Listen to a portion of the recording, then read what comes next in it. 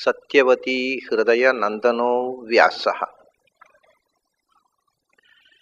ಯಸ್ಯ ಆಸ್ಯ ಕಮಲಗಲಿತಂ ವಾಂಗ್ಮಯಮೃತಂ ಜಗತ್ ಪಿಬತಿ ಭುಜಗ ಭೋಗಾಭಮುದ್ಯಮ್ಯ ಹೃದಯಂ ನಿಜಭುಜಂ ದಕ್ಷಿಣಂ ಲಕ್ಷಣಾಢ್ಯಂ ಲಲಿತ ಮುದ್ರಿಕ್ತ ವಿಜ್ಞಾನ ಮುದ್ರಂ ಭಜ ಭಜ ಅನಂತಮಿತ್ಯಾಲಪಂತಂ ಪ್ರಣತವಾನ್ ಪ್ರಾಣಿನಾಂ ಪ್ರಾಣಭೂತಂ ಪ್ರಣತಿಭಿಃ ಪ್ರಣಯೇ ಪೂರ್ಣಬೋಧಂ ಭವದವೋಷ್ಣೇನ ತಾತಪ್ಯಮಾನಾನ್ ಭುವಿ ಪರಂ ನಾಥಮಪ್ರೇಕ್ಷಮಾಣಾನ್ ಭುವನಮಾನ್ಯೇನ ಚ ಅನ್ಯೇನ ದೋಷ್ಣಾ ಭವತು ಭೀರ್ಮಾ ಇತಿ ನ ಸಾಂತ್ವಯಂತಂ ಪ್ರಣತವಾನ್ ಪ್ರಾಣಿನಾಂ ಪ್ರಾಣಭೂತಂ ಪ್ರಣತಿಭಿಃ ಪ್ರಣಯೇ ಪೂರ್ಣಬೋಧಂ ನಾರಾಯಣಂ ಸುರಗುರುಂ ಜಗದೇಕನಾಥಂ ಭಕ್ತಪ್ರಿಯಂ ಸಕಲಲೋಕನಮಸ್ಕೃತಂಚ ತ್ರೈಗುಣ್ಯವರ್ಜಿತಮಜಂ ವಿಭುಮಾದ್ಯಮೀಶಂ ವಂದೇ ಭವಘ್ನಂ ಅಮರಾಸುರಸಿದ್ಧವಂದ್ಯಂ ನಾರಾಯಣಂ ನಮಸ್ಕೃತ್ಯ ನರಂ ಚೈವ ನರೋತ್ತಮಂ ದೇವೀಂ ಸರಸ್ವತೀಂ ವ್ಯಾಸಂ ತತೋ ಜಯಮುದೀರಯೇತ್. ಪೂಜ್ಯ ಶ್ರೀಪಾದರೇ,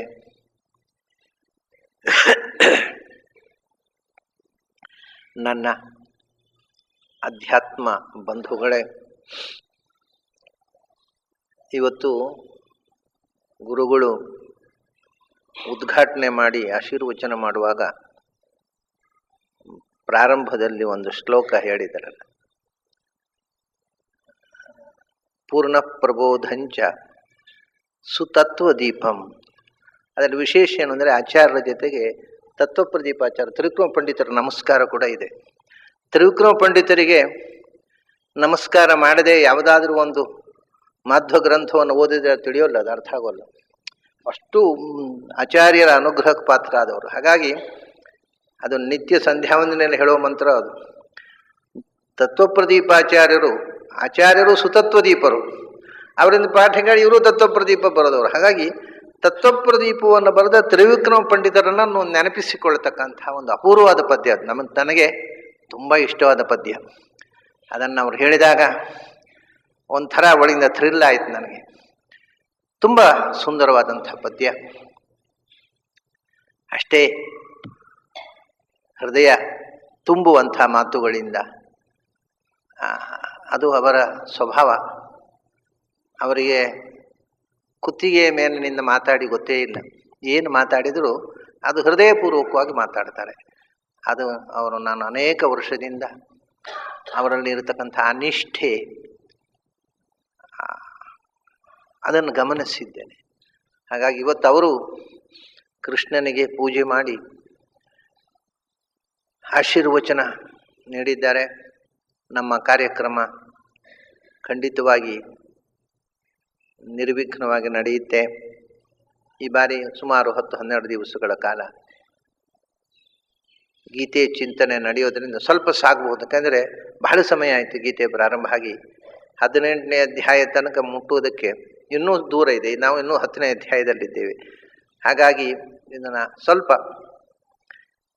10ನೇ ಅಧ್ಯಾಯ ಮುಗಿದು ಕನಿಷ್ಠ 11ನೇ ಅಧ್ಯಾಯದಲ್ಲಿ ಸ್ವಲ್ಪ ಆದರೂ ಆಗ್ಬೋದು. ಈ ಬಾರಿ 10ನೇ ಅಧ್ಯಾಯ ಮುಗಿಬೋದು ಅಂತ ಅಂದುಕೊಂಡಿದ್ದೇನೆ. ಯಾಕಂದರೆ 10ನೇ ಅಧ್ಯಾಯದಲ್ಲಿ ಉಪಾಸನೆಗೆ ಸಂಬಂಧಪಟ್ಟಂತಹ ಬಹಳ ಸಂಗತಿಗಳು ಬರ್ತಾವೆ. ಅದನ್ನು ಎಷ್ಟೆಷ್ಟು ಉಪಾಸನೆಗೆ ನಾವು ಅಳವಡಿಸಿಕೊಳ್ತೇವೆ ಅಷ್ಟು ವ್ಯಾಪಕವಾಗಿ, ಅಷ್ಟು ಆಳವಾಗಿ ತೆರೆಕೊಳ್ಳುತ್ತೆ. ಅದು ಒಂದೊಂದು ಶ್ಲೋಕವನ್ನು ಕೂಡ ಅನೇಕ ದಿನಗಳ ಕಾಲ ಚಿಂತನೆ ಮಾಡಿದರೆ ಬೇರೆ ಬೇರೆ ಆಯಾಮಗಳಲ್ಲಿ ತೆರೆಕೊಳ್ಳುತ್ತೆ ಅದು. ಹಾಗಾಗಿ ನನ್ನ ಸಮಸ್ಯೆ ಏನು ಅಂದರೆ, ಒಂದು ಶ್ಲೋಕ ತಗೊಂಡ ಕೂಡಲೇ ಅದರ ವಿವರಣೆ ಕೊಡ್ತಾ ಈ ವಿಷಯ ಹೇಳಲೇ ಇಲ್ಲ, ಇದನ್ನು ಹೇಳಲಿಲ್ಲ, ಇದನ್ನು ಹೇಳಿದ್ದಕ್ಕಿಂತ ಬಿಟ್ಟದ್ದು ಹೆಚ್ಚು ಅಂತ ಅನ್ನಿಸಿ ಅದನ್ನು ಹಾಗಾಗಿ ಮುಂದೆ ಹೋಗೋದೇ ಇಲ್ಲ. ಗೀತೆಯಲ್ಲಿ ಯಾವತ್ತಾದರೂ ಹೇಳಿದ್ದಕ್ಕಿಂತ ಹೇಳದೇ ಉಳಿದದ್ದು ಹೆಚ್ಚಾಗಿಬಿಡುತ್ತೆ. ನಾವು ಯಾರು ಎಷ್ಟು ಮಂದಿ ಎಷ್ಟು ಬಾರಿ ಪ್ರವಚನ ಮಾಡಿದರೂ ಹೇಳಿದ್ದಕ್ಕಿಂತ ಹೇಳದೇ ಉಳಿದದ್ದು ಹೆಚ್ಚಾಗ್ಬಿಡುತ್ತೆ. ಅಮೇರಿಕದಲ್ಲಿ ಒಬ್ಬ ಕವಿ ಇದ್ದ, ವಾಲ್ಟ್ ವಿಟ್ಮನ್ ಅಂತ, ಬಹಳ ಪ್ರಸಿದ್ಧ ಕವಿ. ಅವನು ಸ್ವಲ್ಪ ನಮ್ಮ ಭಾರತೀಯ ತತ್ವಶಾಸ್ತ್ರದಿಂದ ಪ್ರಭಾವಿತನಾದ ಕವಿ. ಅವನು ಒಂದು ಕವನ ಬರೆದಿದ್ದಾನೆ. ಅದರಲ್ಲಿ ಒಂದು ಮಾತು ಬರೆದಿದ್ದಾನೆ: ಪ್ರಪಂಚದ ಎಲ್ಲ ದೇಶದ ಎಲ್ಲ ಭಾಷೆ, ಎಲ್ಲ ದೇಶದ ಎಲ್ಲ ಭಾಷೆಯ ಎಲ್ಲ ಕವಿಗಳು ಸೇರಿ ಬರೆದ ಎಲ್ಲ ಕವಿತೆಗಳನ್ನು ಓದಿದ ಮೇಲೂ ದ ಮೋಸ್ಟ್ ಇಂಪಾರ್ಟೆಂಟ್ ಥಿಂಗ್ ಹೇಳಬೇಕಾದ್ದು ಅಂತ ಉಂಟಲ್ಲ, ಅದು ರಿಮೇನ್ಸ್ ಅನ್ಟೋಲ್ಡ್. ಎಲ್ಲ ದೇಶದ ಎಲ್ಲ ಭಾಷೆಯ ಎಲ್ಲ ಕವಿಗಳು ಹೇಳಿದ್ದನ್ನೆಲ್ಲವೂ ನೋಡಿದ ಮೇಲೂ the most important thing remains untold. ಯಾಕೆ ಅಂದರೆ ಬಹಳ ಮುಖ್ಯವಾದ ಸಂಗತಿ ಉಂಟಲ್ವ, ಅದು ಯಥೋ ವಾಚೋ ನಿವರ್ತಂತೆ ಅಪ್ರಾಪ್ಯ ಮನಸಾ ಸಹ, ಅದು ಹೇಳಲಿಕ್ಕೆ ಆಗೋದಿಲ್ಲ.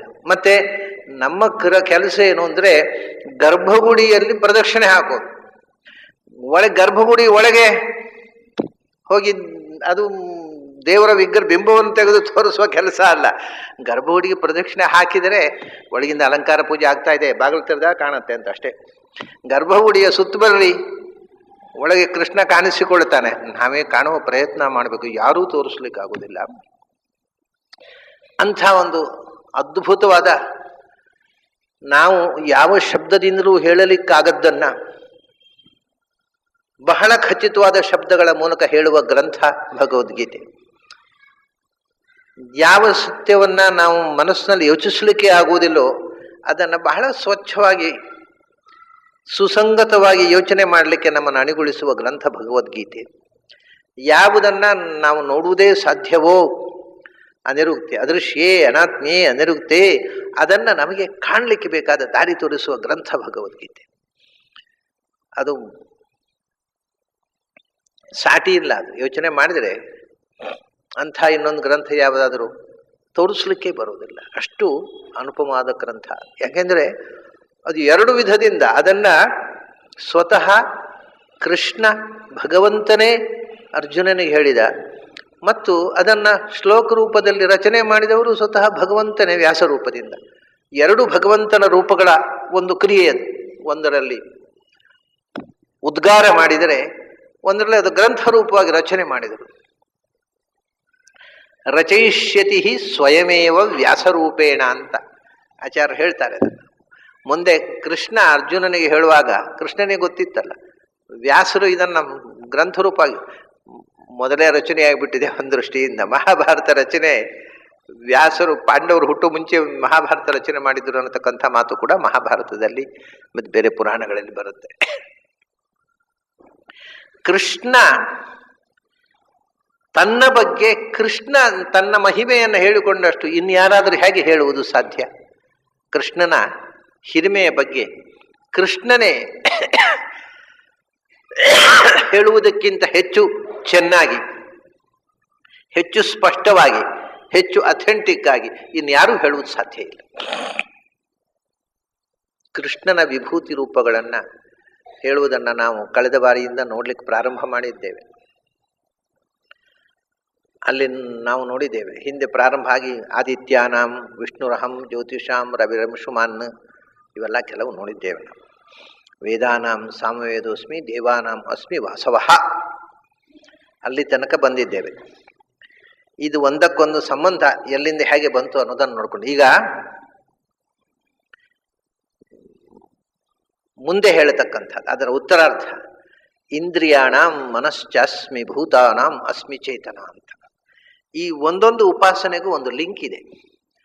ಅದು ಒಂದೊಂದು ಸರ್ತಿ ಅದನ್ನು ನಾವು ಚಿಂತನೆ ಮಾಡೋ ಒಂದೊಂದು ಲಿಂಕ್ ಇರುತ್ತೆ, ಕಾಣ್ತಾ ಇದೆ. ತಮಾಷೆ ಏನು ಅಂದರೆ, ನಾನು ಇದನ್ನು ಅನೇಕ ಕಡೆ ಹೇಳಿರಬಹುದು ಸಂದರ್ಭ ಪ್ರಸಂಗದಲ್ಲಿ. ಆದರೆ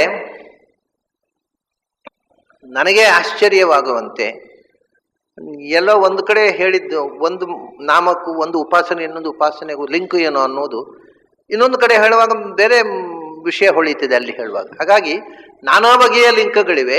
ಒಂದೊಂದು ಬಾರಿ ಒಂದೊಂದು ರೀತಿಯ ಸಂಬಂಧಗಳು ಉಳಿತವೆ. ಅದರ ಬಗ್ಗೆ ನಾವು ಪ್ರವೇಶ ಮಾಡಿದಷ್ಟು ಬಾರಿಯೂ ನಮೋ ನಮೋ ಭವತಿ ಜಾಯಮಾನಃ ಪ್ರತಿ ಬಾರಿಯೂ ಹೊಸದಾಗ್ತಾ ಹೋಗುತ್ತೆ. ಒಂದು ಬಾರಿ ನಮಗೆ ಹೊಳೆದ ಅರ್ಥ ಇನ್ನೊಂದು ಬಾರಿ ಓದಿದಾಗ ಅಲ್ಲ, ಅದು ಮತ್ತೊಂದು ಆಯಾಮದಿಂದ ತೆರಕೊಳ್ಳುತ್ತೆ. ಇದು ಇನ್ನೂ ಒಂದು ಅತ್ಯಂತ ವಿಚಿತ್ರವಾದ ಗೀತೆಯ ವೈಶಿಷ್ಟ್ಯ. ಏನು ಅಂದರೆ, ಆಚಾರ್ಯರು ಒಂದು ಮಾತು ಹೇಳ್ತಾರೆ, ಇದು ನಮ್ಮಲ್ಲಿ ತಪ್ಪಿ ಹೋಗಿದೆ, ದೊಡ್ಡ ದುರಂತ. ಅರ್ಥದ್ರಷ್ಟು ಕೋಟಿ ಗುಣಂ ತಥೋ ಅನಂತಂ ನಿಯಾಮಕೆ ಅಂತ. ಒಂದು ವೇದ ಮಂತ್ರಕ್ಕೆ ಅಥವಾ ಒಂದು ವೈದಿಕ ಶಾಸ್ತ್ರದಲ್ಲಿ ವ್ಯಾಸರ ಪುರಾಣದ ಒಂದು ಶ್ಲೋಕಕ್ಕೆ ಒಂದು ಅಪೂರ್ವವಾದ ಅರ್ಥ ಒಬ್ಬನಿಗೆ ಹೊಳೆದರೆ ಅದು ಈಗ ಅಪರಾಧ. ಯಾಕೆಂದ್ರೆ ಹೋದ ತಕ್ಷಣ ಅದು ಯಾವುದರಲ್ಲಿದೆ ಅಂತ ಕೇಳೋದು. ಅಂದರೆ ಯಾವುದಲ್ಲೋ ಇದ್ದದ್ದನ್ನು ನೀವು ಉರು ಹೊಡಿಬೇಕು ಹೊರತು ನಿಮಗೆ ಸ್ವಂತ ತಲೆ ಇರಲೇಬಾರದು. ನೀವು ವೇದಾಂತ ಓದಬೇಕಾದ್ರೆ ನಿಮಗೆ ಸ್ವಂತ ತಲೆ ಇದ್ದರೆ ನೀವು ವೇದಾಂತ ಓದಬಾರ್ದು. ಯಾಕೆಂದರೆ ಅದು ಯಾವುದರಲ್ಲಿದೆ ಅನ್ನೋ ಪ್ರಶ್ನೆಗೆ ಉತ್ತರ ಕೊಡಲಿಕ್ಕೆ ಬರೋದಿಲ್ಲ. ಯಾವುದಾದ್ರು ಒಂದು ವಿಷಯ ಹೇಳಿದ ಕೂಡಲೇ ಅದು ಯಾವುದರಲ್ಲಿದೆ ಅಂತ. ನಾನು ಮುಂಚೆ ಪ್ರಾರಂಭದಲ್ಲಿ ಈ ಪ್ರಶ್ನೆಗಳನ್ನು ಬಹಳ ಬಾರಿ ಎದುರಿಸಿದ್ದೇನೆ. ಆಮೇಲೆ ನನಗೆ ಉತ್ತರ ಕೊಡಲಿಕ್ಕೆ ಶುರು ಮಾಡಿದ ಮೇಲೆ ಪ್ರಶ್ನೆ ಹಾಕೋದು ನಿಲ್ಲಿಸಿದರು. ಯಾವುದರಲ್ಲಿದೆ? ಒಬ್ಬರು ಚೀಟಿ ಒಂದು ಸರ್ತಿ, ಇದು ಯಾವುದರಲ್ಲಿದೆ? ಯಾವುದು? ಒಂದು 4 ವರ್ಷದ ಮಗುವಿನ ಹತ್ರ ಕೊಟ್ಟು ಕಳಿಸೋದು, ಅವರೇ ಬರ್ಬೋದಲ್ವ? ಅದು ಎಲ್ಲಾರು ಧೈರ್ಯ ಇಲ್ಲ, ಅಷ್ಟೆಲ್ಲ ಧೈರ್ಯ ಇಲ್ಲ. ಇದು ಯಾವುದರಲ್ಲಿದೆ ತಿಳಿಸಿ ಅಂದರೆ ಅದರ ಕಡೆ ಇದು ಯಾವುದೆಲ್ಲ ಇದೆಯೋ ಅಥವಾ ನಿಮ್ಮದೇ ಸ್ವಂತ ಕೈವಾಡವೋ ತಿಳಿಸಿ. ಚೀಟಿಗಳು. ನಾನು ಹೇಳಿದೆ ಒಂದು ಕಡೆ, ಈ ನಾನು ಪರದೆ ಒಳಗೆ ಕೂತ್ಕೊಂಡು ಉಪನ್ಯಾಸ ಮಾಡೋದಲ್ಲ, ನಿಮ್ಮ ಎದುರು ನಿಂತು ಮಾತಾಡ್ತಾ ಇದ್ದೇನೆ. ಈ ಪ್ರಶ್ನೆ ಕಳಿಸೋರಿಗೆ ಧೈರ್ಯ ಇದ್ರೆ ಎದುರು ಬಂದಿರಲಿ ಅಂತ ಹೇಳಿದಾನೆ. ಯಾರು ಅಡಿಗೆ ಕೂತು ಮಕ್ಕಳ ಕೈಯಲ್ಲಿ ಪ್ರಶ್ನೆ ಕಳಿಸೋರಿಗೆ ಉತ್ತರ ಯಾಕೆ ಕೊಡಬೇಕು? ಪ್ರಶ್ನೆ ಕೇಳುವ ಧೈರ್ಯವೂ ಇಲ್ಲದೆ ಇದ್ದವರಿಗೆ ಉತ್ತರ ಯಾಕೆ ಕೊಡಬೇಕು? ಬರಲಿ, ಸ್ಟೇಜಿನಲ್ಲಿ ಬಂದು ಪ್ರಶ್ನೆ ಕೇಳಲಿ, ಕೊಡ್ತಾನೆ, ಇಲ್ಲದೆ ಉತ್ತರ ಕೊಡೋಲ್ಲ ಅಂತ ಹೇಳಿದೆ ನಾನು ಒಬ್ಬರಿಗೆ. ಆಮೇಲೆ ಎಲ್ಲಿದೆ ನಾನಿದೆ, ಎಲ್ಲಿ ಯಾರು ಇದ್ರೆ ನಾನು ಯಾಕೆ ಹೇಳಬೇಕು ಹೀಗೆ ಹೇಳಿ ಶುರು ಮಾಡಿದೆ. ಇದು ನೀವು ಇಂಥ ಪುಸ್ತಕದಲ್ಲಿದೆ, ಮತ್ತು ನಾನು ಯಾಕೆ ಬರಬೇಕು ರೀ? ಅಂಗಡಿಯಲ್ಲಿ ಸಿಗುತ್ತೆ, ಪುಸ್ತಕ ತಗೊಳ್ಳೋದು ಓದೋದು. ಎಲ್ಲಿಯಾದರೂ ಇದ್ದರೆ ಬನ್ನಂಜಿಯನ್ನು ಯಾಕೆ ಕರಿಬೇಕು ನೀವು? ಹಾಗಾದರೆ ನೀವು ಓದಿದ ಪುಸ್ತಕಗಳಲ್ಲಿ ನೀವು ಪಡೆಯಲಾಗದ್ದನ್ನು ಬನ್ನಂಜಿಯನ್ನು ಪಡೆದಿದ್ದಾನೆ, ಅದನ್ನು ಕೊಡಬೇಕೋಸ್ಕರ ನಾನು ಬಂದಿದ್ದೇನೆ. ಅದು ಎಲ್ಲಿದೆ, ಎಲ್ಲೇ ಇದ್ದರೆ ನಾಯಿ ಆಗ್ಬೇಕ್ರಿ. ಆ ಪ್ರಿಂಟೆಡ್ ಪುಸ್ತಕ ಇದೆ, ಬುಕ್ ಸ್ಟಾಲ್ ಹೋಗಿ ತಗೊಳ್ಳಿ, ಓದ್ರಿ, ಮುಗಿದೋಯ್ತು. ಇಷ್ಟು ಎಚ್ಚರವೂ ಇಲ್ಲ ನಮಗೆ, ಎಲ್ಲಿದೆ ಅಂತ ಕೇಳೋದು ದೊಡ್ಡ ಪ್ರಶ್ನೆ.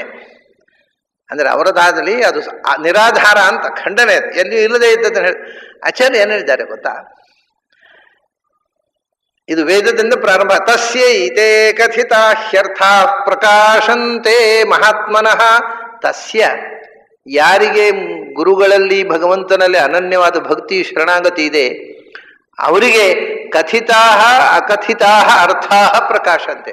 ಪ್ರತಿಯೊಂದು ಪುಸ್ತಕದಲ್ಲಿ ಇದ್ದದ್ದು ಗುರುಗಳು ಹೇಳಿದ್ದು ಪುಸ್ತಕದಲ್ಲಿದ್ದದಕ್ಕೆ ಅದರ ಟಿಪ್ಪಣಿಯಲ್ಲಿದ್ದದ್ದು ಬಿಟ್ಟರೆ ಬೇರೆ ವಿಷಯವೇ ಇಲ್ಲ. ಅಂದರೆ ಟಿಪ್ಪಣಿಗಳು ನಮ್ಮ ಬುದ್ಧಿಗೆ ಒಂದು ಬ್ಲಾಕೇಡ್ ಆಗಿ ಬೇಲಿಯಾಗಿ ಕೆಲಸ ಮಾಡಬಾರದು. ಮತ್ತೆ ತಸ್ಯೈತೆ ಅಕಥಿತಾಹ್ಯರ್ಥಾ ಪ್ರಕಾಶಂತೆ. ನಿಜವಾದ ಗುರುಗಳ ಅನುಗ್ರಹ ಪಡೆದವನು ಅವನು ಇನ್ಯಾರು ಕೇಳದ ಅರ್ಥಗಳು ಅವನಿಗೆ ಹೊಳಿಲಿ. ಅವನು ಗುರುಮುಖದಿಂದ ಕೇಳದೇ ಅರ್ಥಗಳು ಅವನಿಗೆ ಪ್ರತಿಭಾನ ಆಗಬೇಕು. ಅಂದರೆ ಗುರುಗಳ ಅನುಗ್ರಹ ಇದೆ ಅಂತ ಅರ್ಥ. ಅದನ್ನು ಆಚಾರ್ಯ ಹೇಳಿದ್ರು, ಅರ್ಥದ್ರಷ್ಟು. ನೀನು ಪಾಠ ಕೇಳಿದ್ದನ್ನಷ್ಟನ್ನೇ ನೀನು ಪಾಠ ಹೇಳಿದ್ರು ಮಹಾಪುಣ್ಯ. ವೇದಾಂತದಲ್ಲಿ ಗುರುಗಳು ಹೇಳಿದ್ದನ್ನು ಕೇಳಿಕೊಂಡು ಅಷ್ಟನ್ನೇ ಆದರೂ ಯಥಾವತ್ತಾಗಿ ಡಿಸ್ಟಾರ್ಟ್ ಮಾಡದೆ ನೀನು ಪಾಠ ಹೇಳಿದರೆ ಮಹಾಪುಣ್ಯ. ಏಕೆಂದರೆ ಡಿಸ್ಟಾರ್ಟ್ ಆಗುತ್ತೆ. ನಾನು ಮೊನ್ನೆ ಉಡುಪಿಯಲ್ಲಿ ಕೃಷ್ಣ ಮಠದಲ್ಲಿ ವಿಷ್ಣು ಪುರಾಣದ ಬಗ್ಗೆ ಮಾತಾಡ್ತಾ ಇದ್ದೆ. ಪಾಪ ಒಬ್ಬರು ಅದರ ಮೊದಲೊಬ್ಬರು ವಿದ್ಯಾರ್ಥಿಗಳು ಒಂದು ಕಾಲು ಗಂಟೆ ಸ್ವಾಮಿಗಳ ಹತ್ರ ಸುಧಾ ಪಾಠ ಕೇಳ್ತಾ ಇದ್ದ ವಿದ್ಯಾರ್ಥಿಗಳು ಕಾಲು ಗಂಟೆ ಅದನ್ನು ಅವರು ಓದಿದ್ದನ್ನು ಅನುವಾದ ಮಾಡ್ತಿದ್ರು. ಪಾಪ ಅದು ಒಬ್ಬರು ಅನುವಾದ ಮಾಡೋ ಬುದ್ಧಿವಂತ, ಮತ್ತು ಇಂಗ್ಲೀಷ್ನಲ್ಲಿ ಚೆನ್ನಾಗಿ ಓದ್ಕೊಂಡು ವೇದಾಂತ ಓದಲಿಕ್ಕೆ ಬಂದವರು. ಅವರು ಹೇಳಿದ್ರು, ವೇದ ಅಪೌರುಷೇಯ ಅಂತ ನೈಯಾಯಿಕರು ಹೇಳ್ತಾರೆ ಅಂತ ಹೇಳಿದರು. ಅವರು ಅದನ್ನು ಖಂಡನೆ ಮಾಡಿದ್ದಾರೆ ಆಚಾರ್ಯ. ನನಗೆ ಆಶ್ಚರ್ಯ, ಇದೆಯಂಥದ್ದು ಕತೆ. ನಾನು ಹೇಳಿದೆ, ಅಪ್ಪ ನೀವು ನಿಮ್ಮ ಶ್ರದ್ಧೆ ಶ್ಲಾಘ್ಯ, ಆದರೆ ನಿಮ್ಮ ವಿಷಯ ಹೇಳಿದ್ದು ಸರಿಯಿಲ್ಲ. ವೇದ ಅಪೌರುಷ ಅಂತ ನೈಯಾಯಿಕರು ಹೇಳೋಲ್ಲ, ವೇದವನ್ನು ಪೌರುಷ ಅಂತ ಹೇಳ್ತಾರೆ ನೈಯಾಯಿಕರು. ಅದನ್ನ ನೀವು ಹೇಳೋ ಮುಂಚೆ ವಿಷಯವನ್ನು ಚೆನ್ನಾಗಿ ಅಧ್ಯಯನ ಮಾಡಿಕೊಂಡು ಹೇಳಬೇಕು. ಇದ್ರ ಬಹಳ ತೊಂದರೆ ಆಗುತ್ತೆ. ಜನ ಎಲ್ಲ ವೇದ ಅಪೌರುಷ ಅಂತ ನೈಯಾಯಿಕರು ಹೇಳ್ತಾರೆ ಅಂತ ನೀವು ಹೇಳಿಬಿಟ್ರೆ ಅವರು ಸ್ವಾಮಿಗಳ ಹತ್ರ ಸುಧಾ ಪಾಠ ಕೇಳಿದವರು ಹೀಗೆ ಹೇಳಿದ್ದಾರೆ ಅಂದರೆ ಇರಬೇಕು. ಜನರಿಗೆ ಏನು ಗೊತ್ತಿದೆ ಪಾಪ, ನಂಬಿ ಬಿಡ್ತಾರೆ. ಅದರಿಂದ ಜನದ ಮುಂದೆ ಇಡುವಾಗ ತುಂಬ ಎಚ್ಚರ ಬೇಕು ಅಂತ ಹೇಳಿದೆ ನಾನು. ಅವರು ಬಂದು ಹೇಳ್ತಾರೆ ನನ್ನ ಹತ್ರ, ಆಚಾರ್ಯನೇ, ಒಬ್ಬರು ಪಂಡಿತೋತ್ತಮರು, ಅವರ ಹೆಸರು ಬೇಡ, ಒಬ್ಬರು ಪಂಡಿತೋತ್ತಮ ಮಾಡಿದ ಕನ್ನಡ ಅನುವಾದದಲ್ಲಿ ಇದೆ, ನೈಯಾಯಿಕರು ವೇದಾಪೂರ್ಣ ಅಂತ. ಅದನ್ನು ಓದಿ ನಾನು ಹೇಳಿದ್ದು ಇದು ಕಷ್ಟ. ಅದಕ್ಕೆ ಈಗ ಯಾವುದರಲ್ಲಿದೆ ಅಂದರೆ ಅವರು ಪ್ರಮಾಣ ಕೊಟ್ಟರು, ಇದು ಯಾವುದರಲ್ಲಿದೆ ಅಂದರೆ ಅಬದ್ಧ ಯಾವುದರಲ್ಲಿ ಬೇಕಾದ್ರೂ ಸಿಗುತ್ತೆ, ಸುಬದ್ಧ ಪಕ್ಕ ಸಿಗೋಲ್ಲ. ಯಾವುದರಲ್ಲಿದೆ ಅಂದರೆ ಅವರು ತಂದು ಪುಸ್ತಕ ಹಿಡ್ಕೊಂಡು ಬಂದರು. ಒಬ್ಬರು ಭಾರೀ ದೊಡ್ಡ ಪಂಡಿತರು ಮಾಡಿದ ಪುಸ್ತಕ ಅನುವಾದದಲ್ಲಿ ಅದಿದೆ, ಆ ವಾಕ್ಯ ಇದೆ. ನಾನು ಹೇಳಿದೆ, ನೋಡಿ ಇದೇ ಕಷ್ಟ, ನಮ್ಮಲ್ಲಿ ಆಗೋದೆಲ್ಲ ಹೀಗೇನೆ. ಯಾರೋ ಬರೆದದ್ದನ್ನು ನೋಡಿಕೊಂಡು ಅವ್ರ ಮೇಲೆ ನಂಬಿಕೆಯಿಂದ ಇನ್ನೊಬ್ರಿಗೂ ಹಾಗೆ ಬರೆಯುವುದು. ನಮ್ಮ ಸಂಶೋಧನೆಗಳು, ನಮ್ಮ PhD ಥೀಸಿಸ್ಗಳು ಎಲ್ಲ ಹೀಗೆ ನಡೀತಾ ಇರೋದು. ಒಬ್ಬ ತಪ್ಪು ಮಾಡಿದರೆ ಅದನ್ನು ಕಾಪಿ ಮಾಡಿ ಇವನಿಗೆ PhD. ಮತ್ತು ಬರೀ ತಪ್ಪುಗಳ ಕಾಪಿ ನಡೀತಾ ಇದೆ, ನಿಜವಾದ ಸಂಗತಿ ಇಲ್ಲೇ ಇಲ್ಲ.